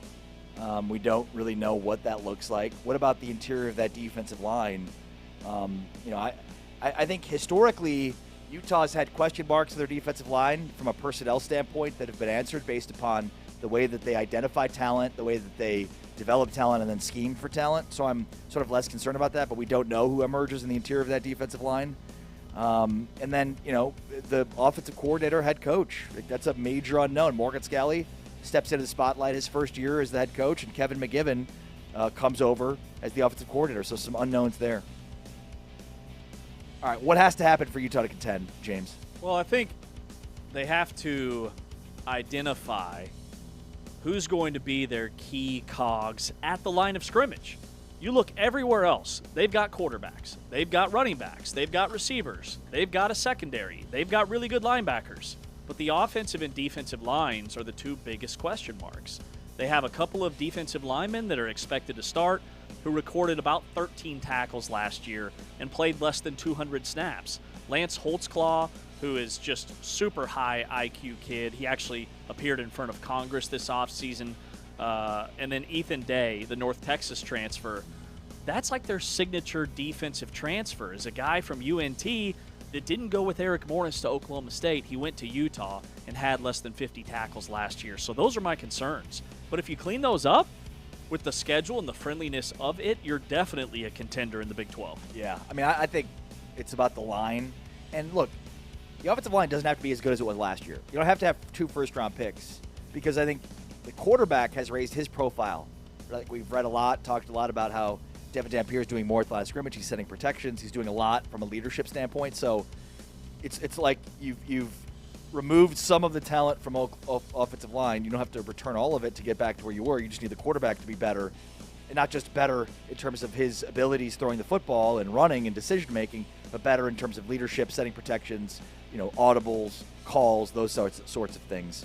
And then I also think, like, they have a pretty decent schedule. 7 home games, 3 straight home non-conference games to open. No Texas Tech, no Arizona State on the slate. So, they're, I think part of how they can contend is based on their schedule. All right, camp battles. I love their schedule, real quick, because they get their toughest games at home. And I think we are underrating how difficult Rice-Eccles Stadium can be. It is a gnarly environment. All right, camp battles, offensive line, is Kevin Obot going to actually be the starter at left tackle? That is a major question mark. The last true freshman who started in this league was Jordan Seaton at Colorado. Colorado's offensive line was a disaster, but he wasn't the reason why. So we've seen guys with this pedigree, they are capable of being plug-and-play starters, but for a program like Utah, that feels very much outside their way of doing things. And then wide receiver number 3, Pagan and Scholes are going to be the starters. But then you've got Ricky Johnson. He's a transfer from Mississippi State where he didn't get on the field much. Creed Whittemore's been in the program forever but hasn't really separated from other guys. And then number 3, corners, another spot I would go. They've got to replace Smith Snowden, who's going to be a major loss as he departs from Michigan, an all Big 12 guy. Elijah Davis is going to be a starter, but who's the other guy going to be?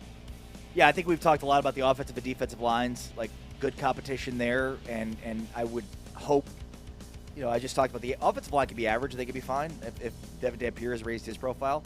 The defensive line, I think, needs to be above average, so that's a huge competition going on. Kicker. Remember, they were not very good at kicker last year. Dylan Curtis returns. They brought in a veteran to compete with him, and Tanner Cragen. So that'll be really interesting and will guide decision-making for Morgan Scalley in terms of how aggressive he wants to be at 4th down.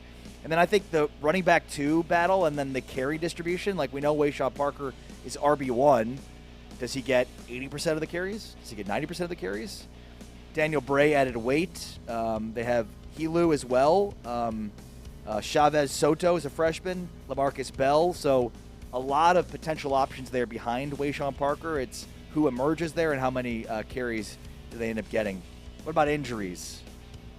Anything else to pay attention to there? Yeah, I'm trying to find – I don't see anything in terms of major injury issues. Like, this was a healthy football team last year. They didn't have any season-ending injuries like they did 2 years ago to starters. Remember, 2 years ago, they lost their starting corner right before the season, and that really hurt their passing defense. But as far as I can tell, they're healthy. It's just more a matter of who are going to be the guys that emerge as starters at the line of scrimmage.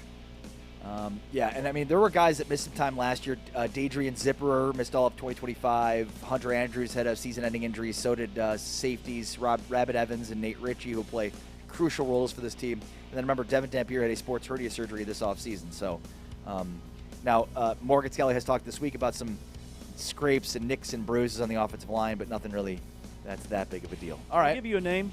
Yeah. Let me give you a name. Do it. What do you know about Jonathan Hall? He's a linebacker.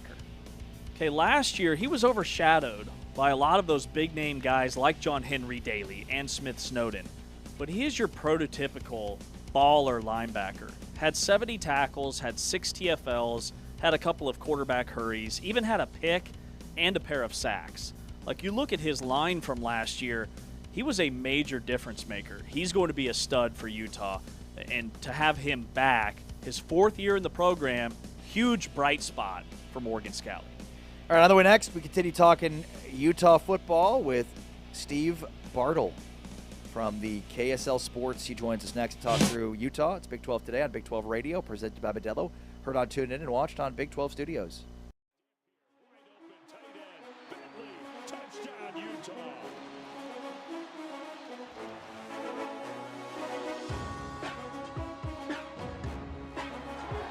Under pressure, Dampier angles, caught. Did he get a foot down? He did. Touchdown. That's Dallin Bentley, the tight end.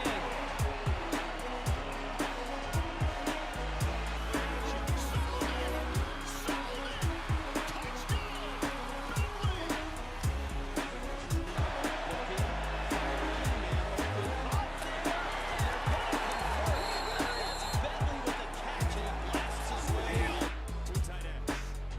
Dampier on the roll.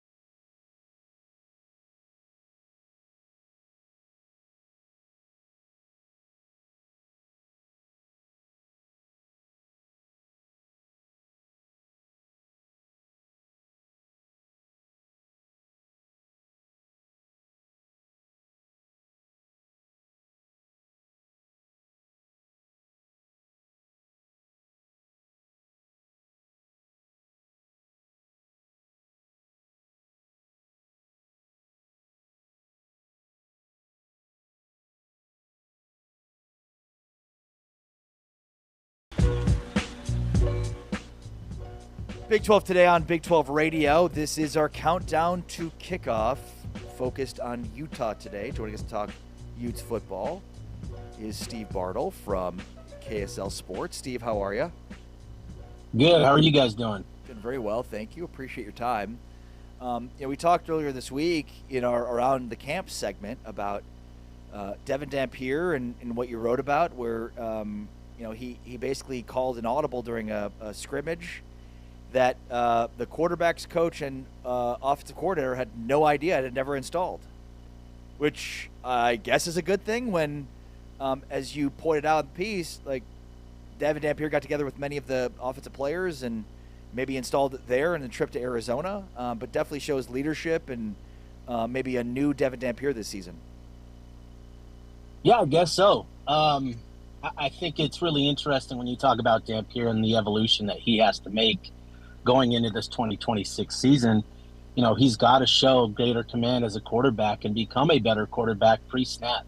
And, obviously as an offensive coordinator and quarterback's coach, you want some of those changes to probably come from within your structure and within the things and parameters that you set in your offense. But, yeah, I thought it showed, that the work that they put in this offseason, kind of came through in the first couple of days of fall camp. Now, that's one thing to do it the first couple of days of fall camp where you're in shorts and your jersey, but the continued development in that regard where you're adding to what's on your plate pre-snap, where it's not just making an adjustment with your receivers and that, but it's adding protection responsibilities and understanding blocking schemes and that sort of stuff. So I think that was an encouraging development, because that is going to be a big key, especially with McGiven coming in with this, new offense. There is familiarity with it, given the same terminology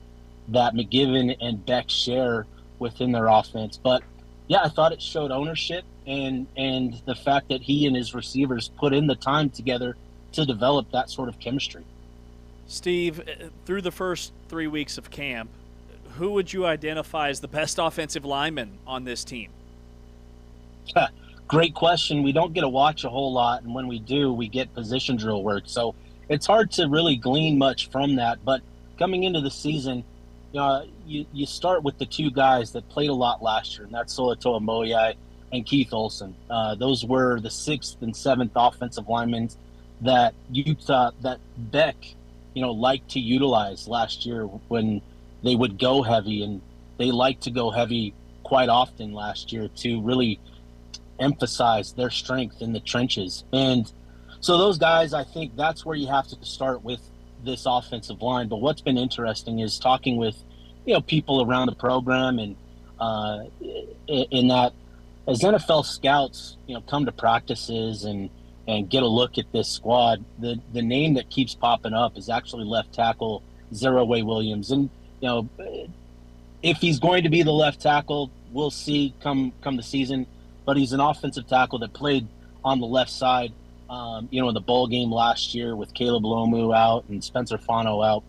So, he's the guy that's creating some buzz around camp with the NFL scouts and that sort of thing. So he's not necessarily on the radar just yet, but I think the sense that I get from talking with people is that, with a solid season, he could put himself on NFL draft radars. Where are you on this team this year? I mean, do you think this is a team that's, going to get to Arlington? Do you think this is an 11-win team?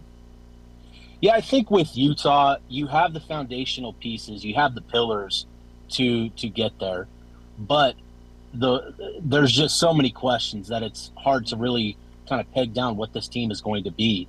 With Devin Dampier, with Wayshawn Parker, those are, two players at their position among the best in the Big 12.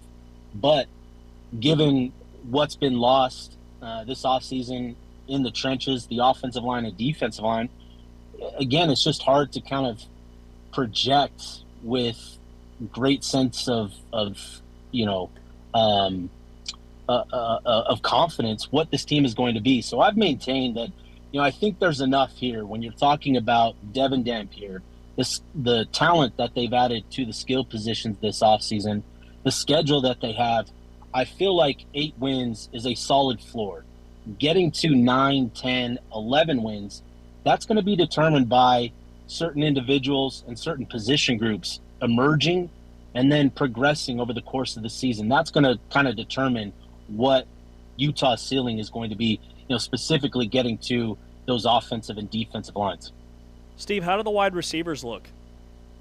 Again, without much practice time, I don't know, but the talk around fall camp is that these guys are making plays. And Utah went into the transfer portal, brought in, Braden Pagan, who followed Kevin McGivern from Utah State. So that familiarity there, I think, is significant for Utah. Having Pagan, with the year of experience he has in this offense and the understanding that McGivern has of Pagan's strengths, I think he's coming into the season viewed as the top dog in that wide receiver room. Now, Utah, they've added a couple other pieces. Kyrie Scholes coming here from San Jose State. Ricky Johnson following Chad Bumpus from Mississippi State. So there's some pieces here where Utah feels really good about this wide receiver room. I think it is arguably the most talented and deepest wide receiver room that Utah has had in quite some time. Just haven't seen a lot of it, but based on the conversations I've had, there's a lot of optimism about this group. Who are you more optimistic about, the offensive line or the defensive line?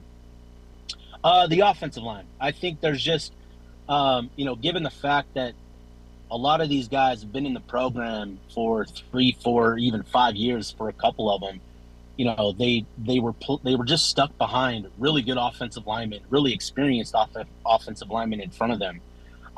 But given the fact that they've been in the program for that long, I think there's more of a foundation to build on, even despite the fact that there aren't a lot of playing snaps. There aren't a lot of, of game experience. There isn't a lot of that in that room. But I think that offensive line, there are just some good pieces to build with. The defensive line, it's a big question mark. They've got some guys, some young guys specifically, that they feel really optimistic about in terms of maybe more of their long-term potential and what they can become. But this group has to answer some pretty big questions this year, and they're going to be tested week in, week out, particularly on the ground. After the last month of the season last year, where Baylor, Kansas State, and Kansas all exposed that Utah run defense, that group has to show up each and every week. It's a young group, but they've got some, like I said, they've got some guys in that room that they are really optimistic about. Carson Kafusi, Pupu Sepulona, defensive end Ethan Day and Lance Holzclaw. They've got some guys that they feel fit their sort of program model and personality and what they try to be in the trenches. It's just they've got to reestablish that identity and reputation. Yeah, what was the issue or the breakdowns towards the tail end of last year with the rushing defense? Because it was so dominant until, as you noted, those 3 games. Yeah, it was just they lacked depth. They had 3 upperclassmen that they had in the rotation and then a bunch of true freshmen in that room last year. So they had 3 guys, and 2 of them were dealing with injuries from the beginning of the year, Aliki Vamahi and Dallas Vakalahi. And the guy that was the most available and most consistent was Jonah Lea'ea, who was probably playing around 285 pounds last year, which just isn't going to hold up over the course of the season. So, it was just a combination of things, but ultimately it was just a lack of depth that they had and teams figuring out that, hey, we can move these guys around. This isn't the same, Utah defensive line that they've had like in years past. What makes Morgan Scalley different in your eyes? Oh, it's been fascinating to have conversations with people inside the program, around the program. He just invests so much more of his time and energy into different phases of the operation. He's willing to go to the back of the plane to spend time with players, when they travel, right? He's spending a lot of time organizing meetings even with boosters and supporters of the program. He's created a greater point of emphasis in, alumni relations and former players. He's just investing so much more time and energy into these different phases that Kyle Whittingham didn't necessarily dismiss, but just, at the point of his career, he's got other priorities, and he established himself as one of the top coaches. But I think it's just kind of been the sort of thing with Morgan as a young coach, a first-year head coach, where he's got the energy, he's green, and he's put so much more time and effort into these other things where, a lot of people have talked about the culture, which was always considered to be really good under Kyle Whittingham. And he seemed to raise the bar even higher through the first 8 or 9 months of his tenure. Steve, my $1 million question is, what are you driving, bro? You got those. Is that a hard top? Those aren't sunroofs. I just want to make sure that your vehicle is cooler than Ari's, because he just got a new truck. Yeah, I'm in the Jeep Wrangler Sport. Just wrapped up at the gym, so I apologize, but I knew the only way that I was going to get on here at 7:40 a.m. was if I took a scoop of pre-workout, got to the gym real quick, and then hopped on with you guys. Awesome. We appreciate you making time for us. Great stuff as always. We've been following closely to your reports throughout camp to keep us updated on what's going on. So appreciate you very much, Steve Bartle from KSL Sports. Steve, thanks for your time, man. Be well. Yeah, appreciate you guys. Have Thanks, a good Steve. one. You too, bud. Thank you. Steve Bartle joining us from the parking lot of the gym, giving us his thoughts on Utah football, and he's done a great job reporting on what's happening at camp, keeping us up to date in our countdown to kickoff. Been there, done that. I heard you on that Zoom call the other day. You could hear those weights you were throwing around in the background. Well, not all of us are waking up early to go to the gym before the show, so I got to go after, and then there's meetings. It's lots of things going on. I don't know how you multitask. That is truly impressive. It's tough. He's like, I don't. Yeah. I don't. I just do my best. Yeah, it's tough. But I thought there was good stuff there. The offensive line is definitely still kind of open, but Devin Dampier, and Steve alluded to it there, the player that he did not identify as their best offensive lineman is the guy that Devin Dampier has been praising all camp, and that is the starting center, last name Harrison. They call him Big Al. So I think they have their center, and I think they probably have one other position solidified. And then it sounds like Kevin Obot is still very much in the conversation. Like the little things he's got to clean up, but physically he is their most talented offensive lineman. Big 12 today on Big 12 Radio. That's our countdown to kickoff for Utah. On the way next, one thing, fill in the blank. One thing I need to see from Arizona State. One thing Kansas has to fix. One thing is next. It's Big 12 today, presented by Modelo. Heard on TuneIn and watched on Big 12 Studios.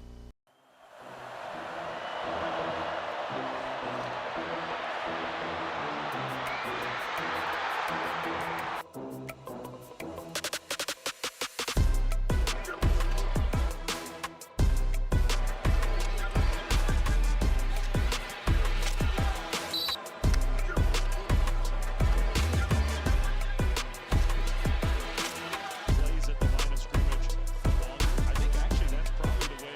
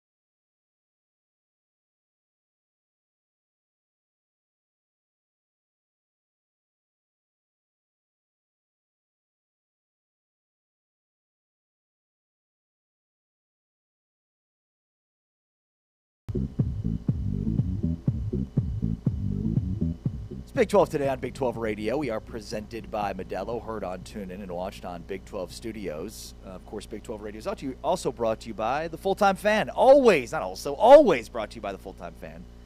By Modelo. Full-Time Fans, cheers. The time is now. Football season is right around the corner. We know the Full-Time Fans have been with us throughout the entire offseason, and we cheers them for sticking with us throughout the offseason content, talking all things Big 12 football while shedding a light on all other things going on across the Big 12. So cheers to you, Full-Time Fans. Your time is almost here. Football season's almost upon us. Also a reminder that if you missed any part of our show, you can always go back and watch it as a part of the Big 12 Conference YouTube channel. Check us out there. Or Big 12 podcasts, Big 12 Radio podcasts on Apple Podcasts, Spotify, TuneIn On Demand, or wherever you get your podcasts. Can I ask you guys a question? Yeah. I was watching a program this morning. And this morning? Yeah, at the gym. Got it. Real early. They were ranking the top 32 NFL quarterbacks. Patrick Mahomes checked in at number 18. Huh? I thought the same thing. And so the discussion they were having... Wait, I'm sorry. What? Who was number 1? 18th. I don't know. I didn't see the whole list. Who was this? This was FS1. And they were going over... There you go. I don't know that it was their list, but they were kind of doing what we do, evaluate list season and pick it apart. Patrick Mahomes, the question was, is Patrick Mahomes underrated at number 18 on the list? Yes. Which, to be fair, I didn't realize how bad of a year he had last year. He had a dismal year, but he was injured like before the season even started. And then he ends up further magnifying that injury, and he's done for the year. But when he played last year, he was bad. But 18th?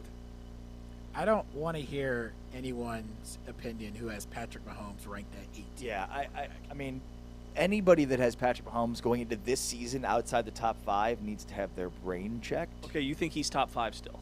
Yes. Look, I think he is good. Another. Good to hear. I think he's like this year. If this year's a bad year, now I think we could have that discussion about Patrick Mahomes. But no. That is way too premature. And even if he has a bad year this year, I called it. No. Based on the information available to us, Patrick Mahomes is still one of the best players. I think Josh Allen has surpassed him as the number 1 quarterback in the NFL going into this season. Josh Allen's number 1. Then I think you could have a discussion about who's 2. Yeah. Is it Lamar Jackson? Is it Patrick Mahomes? Right? I mean, I don't think you get past 3. Okay, as a lifelong Chiefs fan, who am I missing here? This is very encouraging. MVP Matthew Stafford. Thanks, Matthew Stafford's in the top 5. I'd probably put Dak up there. Here's a list from Fox Sports. So obviously this was not their list that they were picking apart. Their list has Josh Allen 1, Matthew Stafford 2, Joe Burrow at number 3. Yeah. When he's healthy, yeah. Jordan Love at number 4. No. Have we seen enough from him? Justin Herbert at number 5. Drake May at number 6. Patrick Mahomes at number 7. No. No, yeah. I would not have. No. Drake? No. I mean, genuinely, I have Dak Prescott. I had all those guys. I was going to say, I would put Dak in the top 3, top 5, I mean, with Patrick Mahomes just and Josh throwing Allen. for 40,000 yards in your career not mean anything here. With all due respect to Justin Herbert and Drake May, you just got here. And it's obviously they're not ranking themselves, but still. And Justin Herbert's been in the league a while. I like Justin Herbert, but he hasn't proven really anything in his career. So All right, here's the list that matters from ESPN. This is NFL executives and coaches. We spent a lot of time on Haymaker talking about this Okay. list because Dak was 7th on this list. Yeah, Mahomes is number 2 behind Josh Allen, and then you've got Stafford, and then Burrow, and then number 5 is Lamar Jackson, and Dak is number 6. This seems like a much more realistic list to me. Yeah, agreed. And that one is actually being put together by a writer who surveyed all of the NFL. Scouts and GMs. Yeah. All right, let's play a little one thing. You came up with this. So why don't you explain the concept here? Because I was confused. Okay, well, it's one thing, fill in the blank. One thing that you would add to this statement. Every team, every player, every storyline has that one thing that matters most going into the season, and even for just week 1. So we bring some topics, we discuss, and we add to this one thing. So, Taman, what are the topics? All right, first topic that we have here on the list is one thing I need to see this season from Arizona State. Yeah, the one thing I've identified here is third down and fourth down percentage, because in 2024, Arizona State converted 46% of their third downs. Last season, Arizona State fell to 120th nationally at 33% and only reached 40% in 3 games all year. So, to me, that's going to be a huge piece to the success of Arizona State this year. If they're closer to 46, this is going to be a positive year for them, and they'll finish in the top 5 of the Big 12. If they're going to be closer to 33, then they're going to finish at the bottom of the Big 12. Now, again, they were 120th nationally in third down percentage last year and still finished with a plus record, went to a bowl game, had a good year. But to me, I think based on the players they're losing, that this number is even more important this year. You know, they went 8-5 last year. If they end up winning that Sun Bowl thriller against Duke, they're a 9-4 football team that we are viewing very differently. For me, the one thing that I need to see the first couple of weeks of the season, and this stems from everything we've heard from Kenny Dillingham, is red zone scoring offense. They can't be settling for field goals. It's been a major issue at Camp Tonazona. During their scrimmage, they went 0 for 4 on red zone trips. They went for it a couple of times on fourth down and didn't convert. Dillingham goes for it as much as any country in America on fourth down. And if you're going to go into Kyle Field and upset Texas A&M or be in that game, you have to score points in the red zone. And it bit them last year, week 2 at Mississippi State, where really the game got out of hand because they turned it over a couple of times in the red zone. You did say goes for it on fourth down more than any country in America, which sounded really funny. He goes for it more than any coach in the country of America. You got it. I like country of America. Yeah. We are America's country. That's right. That's We are America's country, guys. damn right we are. Yeah. All right, guys, second topic. This should be interesting from Ari. Okay, one thing Kansas needs to fix this season. Just one? I'd go to what you just talked about with Arizona State, red zone offense. This was a common theme we talked about a lot last year. I hate the way college does red zone percentages because they look at scoring. To me, it's touchdown percentage. Oh, yeah. Red zone scoring percentage, most teams should be at 90+% because you're kicking field goals when you get to the red zone. If you should be close to 100% there, right? You should be good enough in the red zone to kick field goals from there to be hitting. So for me, it's touchdown percentage, and their touchdown percentage in the red zone was brutal last year. In fact, you go back to that Cincinnati loss. Kansas reached the red zone 4 times, scored 13 points, despite totaling 600 yards. They had 2 field goals and a fumble with 1 touchdown drive. So they've got to finish. One thing Kansas has to fix is finish drives at the red zone. Now, getting to the red zone might be more of a struggle, but once they're there, they've got to finish. Well, I didn't understand the assignment because I have 2 things. You literally created the assignment. I wasn't very good in school, Ari. Well, so what I'll say. There's more than one thing. All right, exactly. That's the issue here. So the one thing for me, defense. This is year 2 of D.K. McDonald as the defensive coordinator. Yes. There's been so much talk about the offense. Yes. The defense was the issue.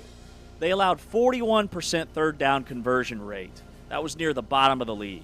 They only had 15 sacks in 9 Big 12 games. Give me the rushing numbers. Which is a weak pass rush. Give me the rushing numbers. The rushing defense, 12th in the Big 12 in yards allowed. Is it that good? Honestly, it felt way worse. That's scoring defense in yards allowed in conference play. Collectively, I don't know what Missouri ran for, but I'm going to assume Ahmad Hardy had a field day. I think it was like 1,000 yards he had in that game. One game. Give or take. Yeah. He and Cameron Dickey are still running for the game they played against Kansas. Kansas was out of that Texas Tech game in the first quarter because they could not get a stop to save their lives. So the defense, to me, is the headline for KU. And there's a lot of things to nitpick about the Hawks, the quarterback, but the defense is a big problem.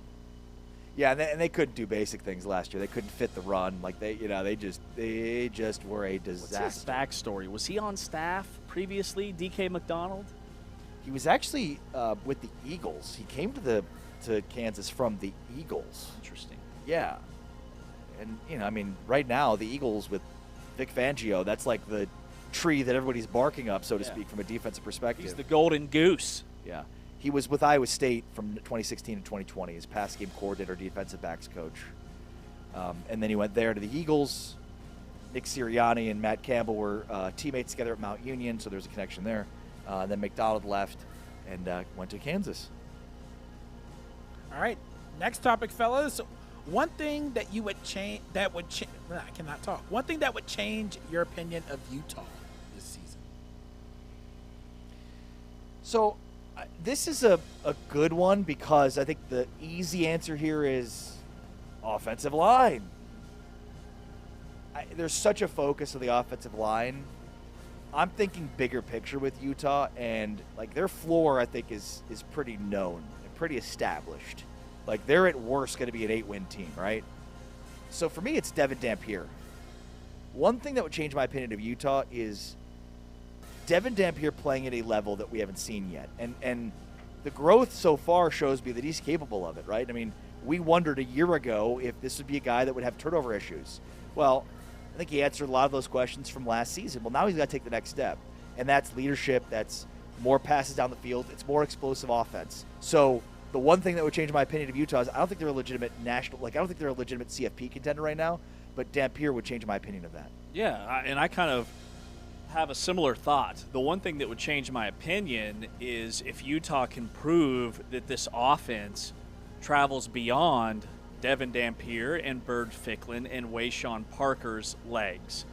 There's not been a vertical passing game for 2 decades in Utah. Even when they were winning 10 or 11 games, it was that traditional ground and pound. And last year, Kyle Whittingham, he was very outspoken about their lack of explosive plays. They had a lot of chunk plays, which are 8 to 12 yards, but they didn't have any 15, 20, 30-yard explosive plays in their passing game. That's the next step for Utah's offensive evolution. They were a top 5 scoring offense. They were a top 5 rushing offense, but they were a very mediocre passing team. And their offensive coordinator they brought in, Kevin McGivern, that's his bread and butter. He's a passing game specialist. So with the wide receivers they brought in, there's potential there. But that's what would change my opinion, is this isn't just a between the tackles, ground and pound, physical football team. They can also, on top of that, stretch you vertically. That's what I want to see from the Utes. All right. I have added a topic before this week 1 topic because I think this is very relevant due to a game being played next week. So one thing you hope to see from Jaden Craig next Saturday. Ooh.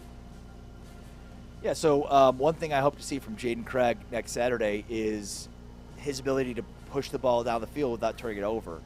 I think Gordon Samus's offense, we talk so much about the running ability, and I think that'll be a huge part of it. But, you know, part of the offense is you lure them to sleep and then go over the top and try to hit home runs. And I think we will see that against North Carolina week 0 with Jaden Craig. So does Jaden Craig have an ability to extend the field, make plays down the field, and does that lead to more turnovers? All right, Josh Hoover against North Carolina last year threw for 284. He had a couple of touchdowns and an interception. So from Craig, week 1, I want to see a clean sheet. No picks. And remember, TCU, they were ahead 20-7 at halftime, but the game was still kind of within reach until Bud Clark had that scoop and score, or I guess it was an interception off a deflection that he took to the house for a touchdown that broke the thing wide open.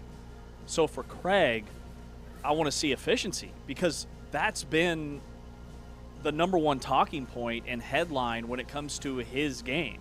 If he goes out there and he throws a couple of picks, even if it isn't completely his fault, the receiver ran the wrong route, it was a tipped ball, whatever it is, that's been the thing Sonny Dykes has zeroed in on all offseason.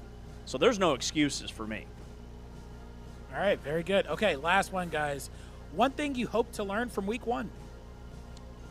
No regrets. Is that tattooed on your chest? That's tattooed on my chest. No regrets week 1, meaning clean football. There's not too many dynamic matchups in the Big 12. Most of those are weeks 2 and 3. So it's, how clean do you play? It feels like every year there's some head-scratching outcomes in games. Week 1, some surprises, some teams you don't think will compete, end up competing. It's, no regrets, no defensive issues, No offensive issues with turnovers, right? Like, it's clean because there's just not many games that you think the Big 12 would be in position to lose. The Week 1 lines are out, by the way, and I see 1, 2, 3, 4 Big 12 schools that are favored. Make it 5 as I scroll. 5 Big 12 schools are favored, guys, by 40 or more points. So, those are the take care of business games. No regrets. But Colorado plays at Georgia Tech on Thursday, September 3rd. They open up on a Thursday night. Georgia Tech's favored by 7. Houston has a sneaky game at home against Oregon State. And then Baylor plays Auburn. Those are the headliners in the league, and don't sleep on Oklahoma State at Tulsa. So to me, what I want to see Week 1 is nobody suffers like this huge, tremendous FCS beats a power conference school upset, because it happens just about every year. Now with the portal and NIL, it's happening less and less. But there was a stretch where FCS teams like North Dakota State, South Dakota State, they were beating power conference schools Week 1, Week 2. So let's avoid that, and then somebody needs to get a marquee win. Whether it's Baylor upsetting Auburn, whether it's Colorado upsetting Georgia Tech, one of those happening would really move the needle going into Week 2. All right, that's one thing. It's fun stuff right there. Call us Finger 11. Oh, because that's the song by Finger 11. There you go. It's Big 12 Today on Big 12 Radio, presented by Modelo. Heard on TuneIn and watched on Big 12 Studios. Scrambling. Throws across his body, and it's intercepted. The senior, Lander Barton.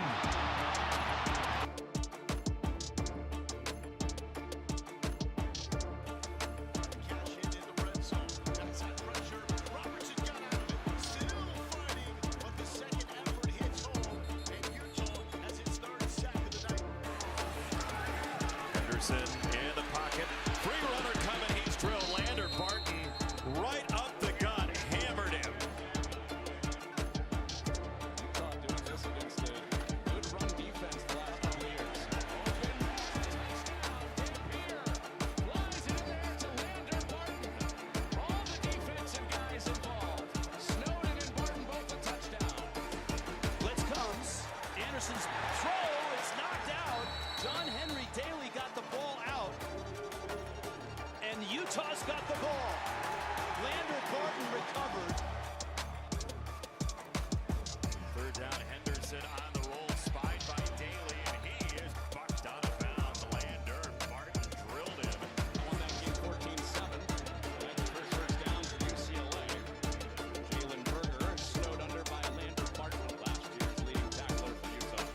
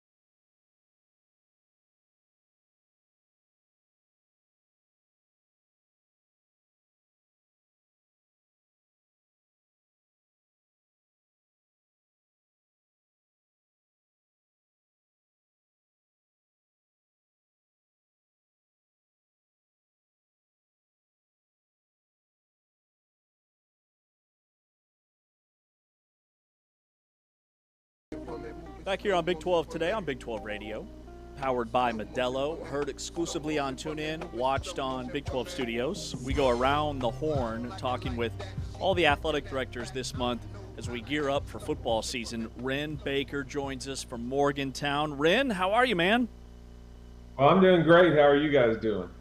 We're locked in for this football season. You were on a podcast, and we played some of the audio from who was the host? Help me out here. That was the Adam Brennan. Thank you. And man, it was a really cool peek behind the curtain because you got deep talking about the family stuff and how much you're on the road and just everything that goes into being an AD. We thought it was really cool. Yeah, Adam does a great job. I had not seen a bunch of his stuff before I knew he was coming, but I'd seen him some, and he sets up. It's a much more in-depth conversation, and then he releases that in snippets over time, and but I've enjoyed watching other people's conversation with him because he really does. It's not the surface level questions that you get used to answering. There's a couple of times even I had to pause and really contemplate, the question. Whereas a lot of these interviews, you do it so much, you kind of know. It's like I'm a fan of pro wrestling. I know I probably shouldn't admit that, but you watch those guys enough, and they've really got the same matches that they do. They just change them a little bit. So that's kind of the way these interviews get sometimes. But yeah, he did a great job, and I enjoyed doing that one.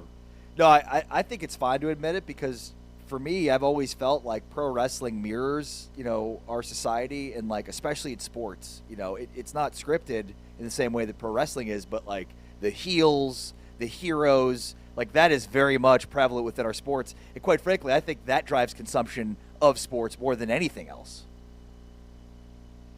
It's funny. Anytime a friend that's going through a tough situation in athletics and, maybe fans or social media is on them, I always say, hey, sports fans are no different than pro wrestling fans. Just find something positive to happen. You run out and save the bad guy with a steel chair, and everybody's back on your team, man. It just weather the storm, and it'll turn. Yep.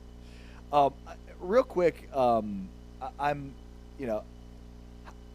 it's so intriguing, the Rich Rod hire from last year, because obviously you were not at West Virginia the last time he was there. What have you learned about Rich Rodriguez in the last year? How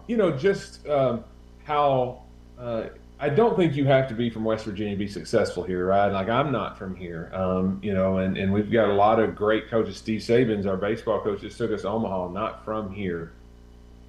But I do think you have to have an understanding and an appetite to really learn West Virginia culture and what this program means to people here, to thrive and excel, to handle the passion both when it's good and when it's bad.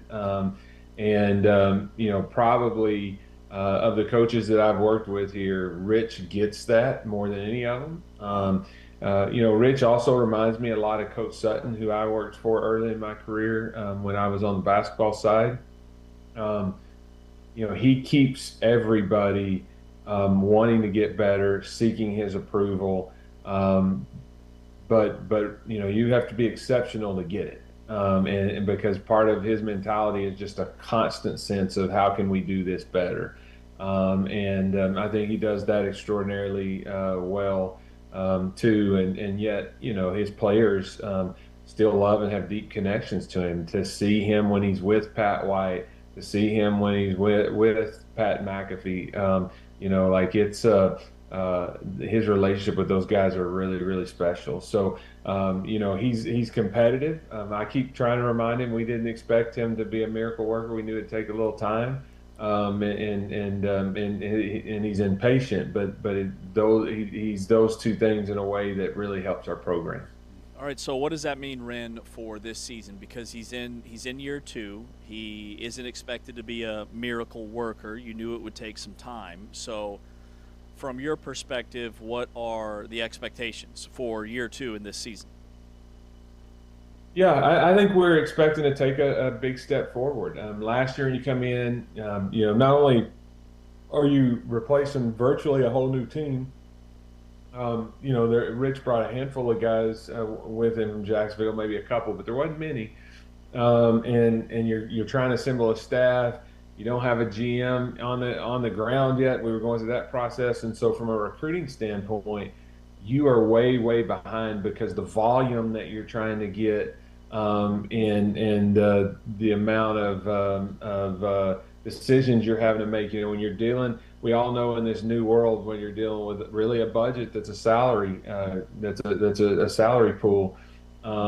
You can only spend so much on one position and so much on one player, but when you need 100 players, that's a really complicated puzzle piece to put in, especially when you didn't have any time to really game plan for that puzzle. And so I think our guys just being out there at practice, there's a lot less misses in the recruiting cycle. I know they're very excited about the players that we have. Rich signed a bunch of young guys, and there's some of them that are ready to play, but there's still some that are going to need development. So we're like a lot of teams. We probably need to avoid injury to have the kind of season we want to have. But there's a lot of excitement, and I think from an AD's perspective, I never look at things, and this isn't just a coach speaking. I do not really look at things from a win-loss perspective because there's so much that goes into that. I look at things from, are we making progress towards what our goal is, and that's fielding a competitive program successfully every year. Do we have momentum? Are the fans still supporting us? And do we feel good about that? And the passion of our fans is really high. The excitement around this team, this program is really high. And my belief in Rich's ability is really high. One of the things we talked with Rich about it at Media Days is, and you just mentioned it, this is a younger roster. I mean, the recruiting class is phenomenal. And even in the transfer portal, Rich, made a commitment to, multiple year guys and not just portal players that were going to be 1 year players, which I think is the right approach. However, you've got to then be able to write the checks to keep those guys, right, that have successful seasons. And there is a recent history here with some of those guys, Akeem Mesidor, walking out the door.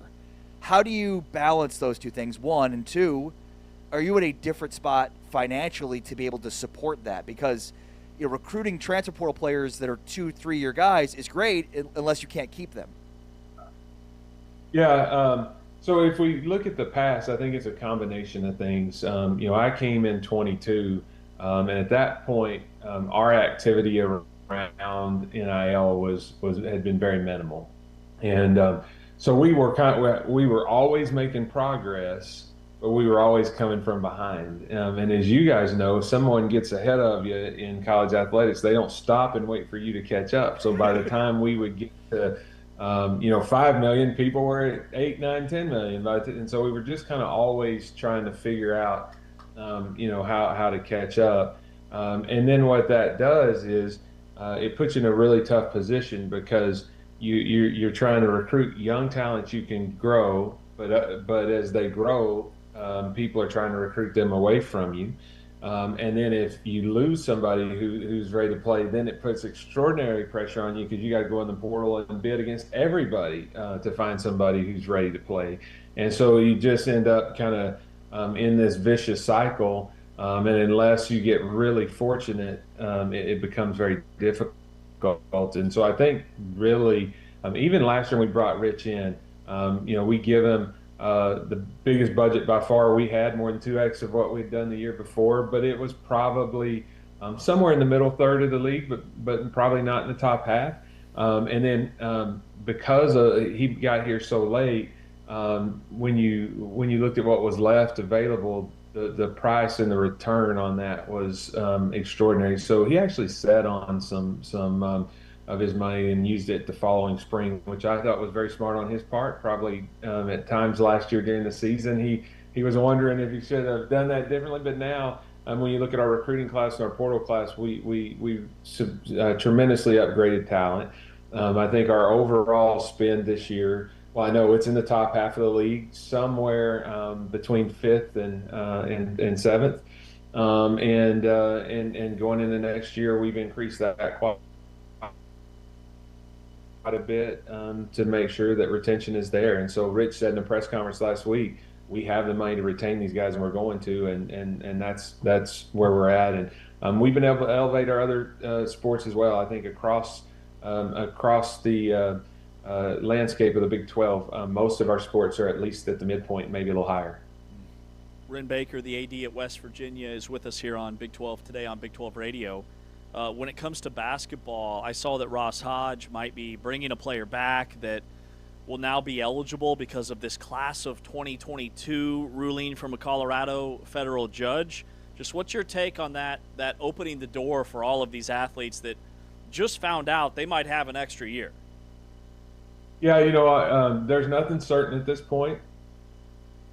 And the NCAA's made it clear they're going to litigate that out to the full extent, although it's in everybody's best interest, including the NCAA's, to expedite that litigation. So I believe there's a chance that we could know more next week.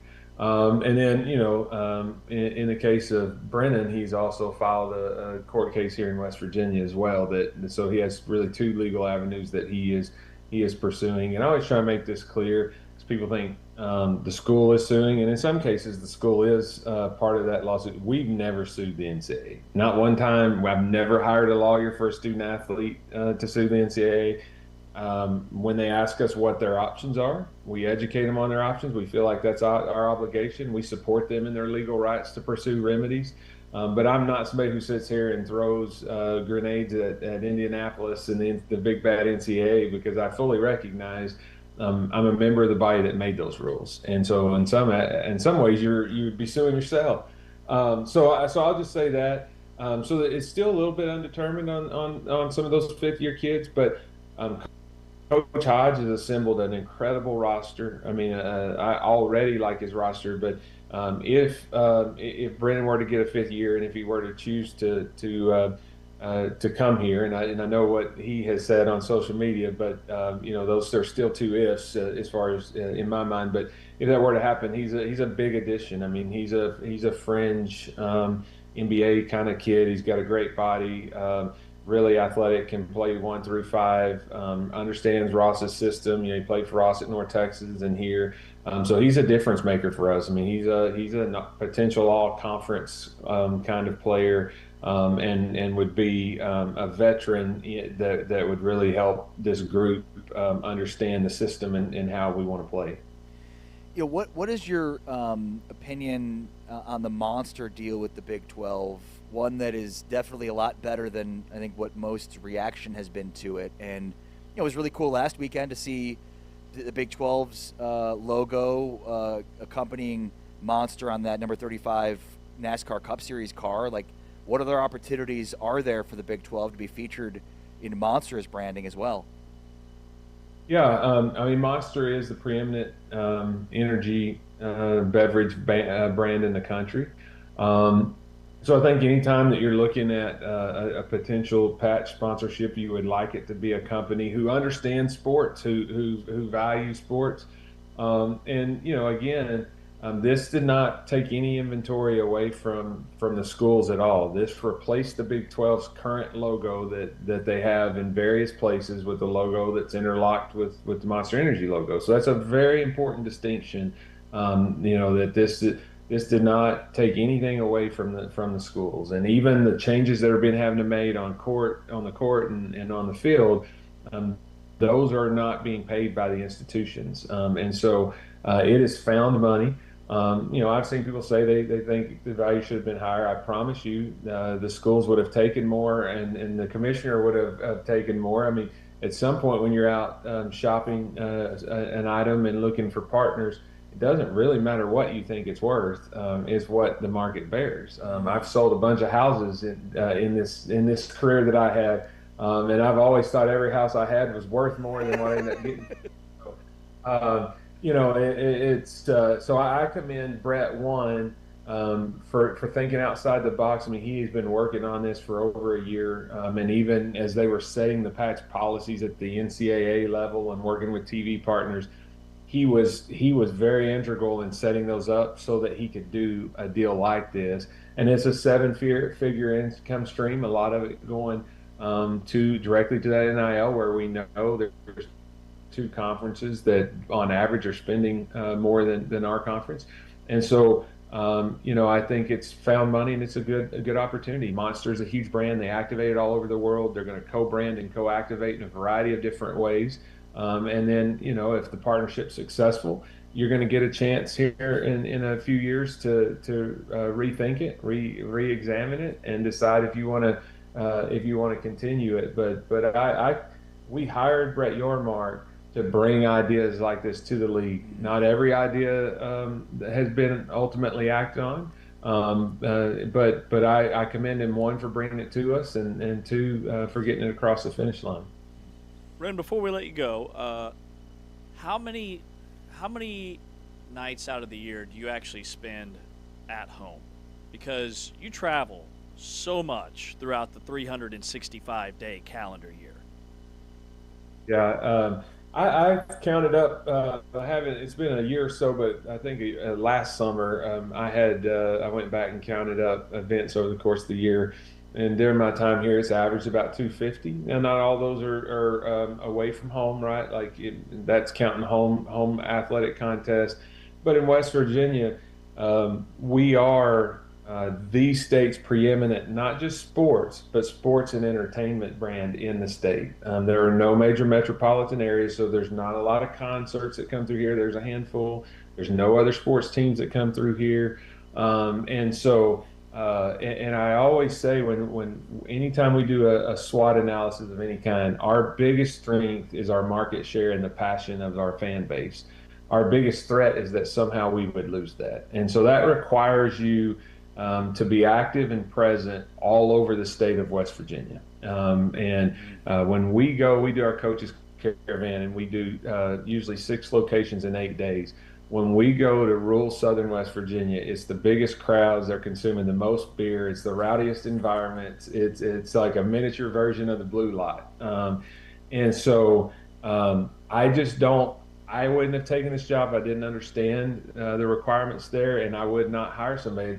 I probably spend an inordinate amount of time talking about, like, you do not just get to sit in Morgantown and do a press conference once a week. You will be at events all across the state, and it's important. We divide and conquer a lot of things, but I've been to the Boone County Pig Roast, which is an alumnus association in Boone County. I've been all over this state to every little town has a festival of some kind, but it's really important.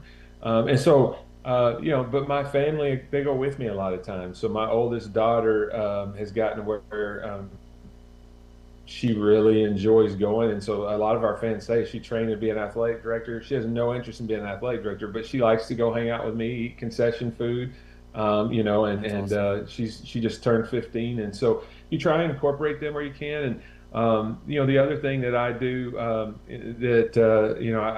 really try hard to, I can't control sometimes the quantity of time with my family, but to control the quality of time. And so when I'm with them, I try to be really present off the phone. I don't take phone calls unless it's an emergency. And I try to make sure that they know they have my undivided attention, and that, I'm there to be with them. And so that's always my advice to young people. But I think I looked not too long ago, and I'm well in excess of 3 years of nights in Marriott's at this point. So I'd like to slow that down eventually as I get older in life, but I still have a lot of years left to want to do this job and do it the right way. Here in this state, it's really important to the people that we give them a product that they're excited about, and they want to be able to feel it and touch it. And I recognize that and understand that.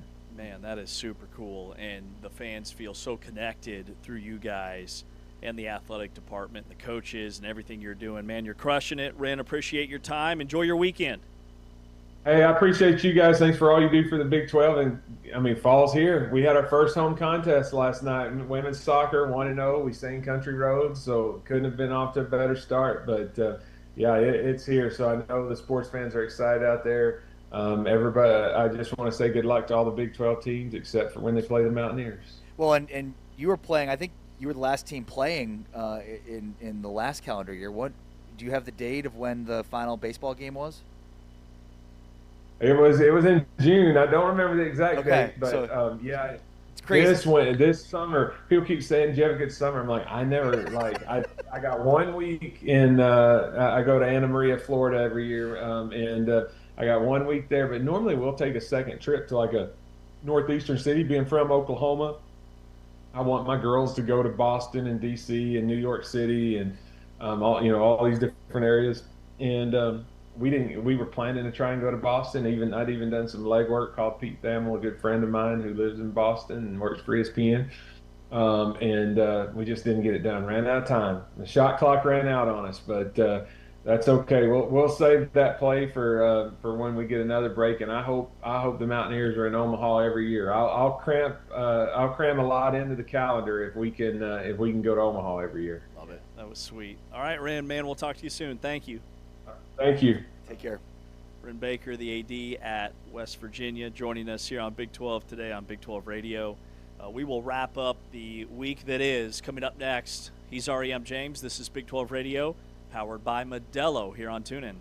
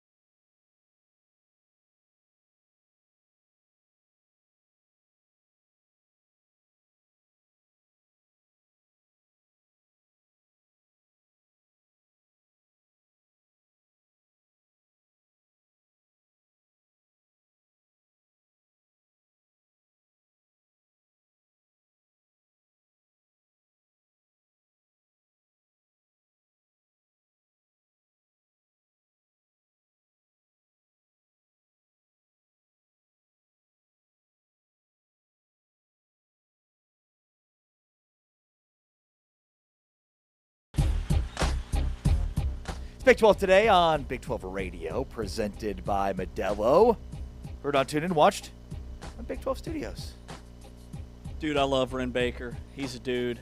I don't know who he looks like, but his face feels familiar, much like yours. I was wondering where you're going with that. Yeah, no, as I've discussed on this show, I get that a lot. Hey, you look like somebody I know. So, and since I'm like pseudo-famous, it's always like, I don't think that's what they're referring to, but maybe? Yeah. Most likely it's just that I have this face that's really familiar to other people. Well, as you know, I'm very dedicated to the task. So I've been polling just random strangers. I've been carrying your picture around for weeks trying to figure out who it is that you look like. Yesterday was a first. It was a new one, and I want to get your thoughts on it.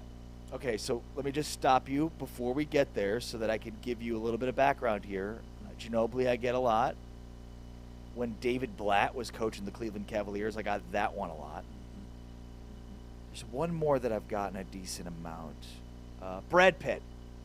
Brad Pitt. That's the one I get all the time. That's the one. It's like, dude, you were shredded in Fight Club. Other than the fact I look nothing like him, I get told I look like him all the time. Yeah, so I'm yesterday afternoon watching parts of our show from yesterday. Of course, overanalyzing everything that came out of your mouth and nobody else's. But anyways, I hear, hey, why are you doing a show with Kirk Cousins? And I said, what? Does this man look like he shops at Kohl's? Kirk Cousins. So is that your Vikings fan stepson that said that? Yeah, so I guess I should probably add that the credentials for this individual is that he's 10 years old, almost 11. But yeah, he said he thought you looked like Kirk Cousins. That one I don't see. Do you? What does Kirk Cousins look like?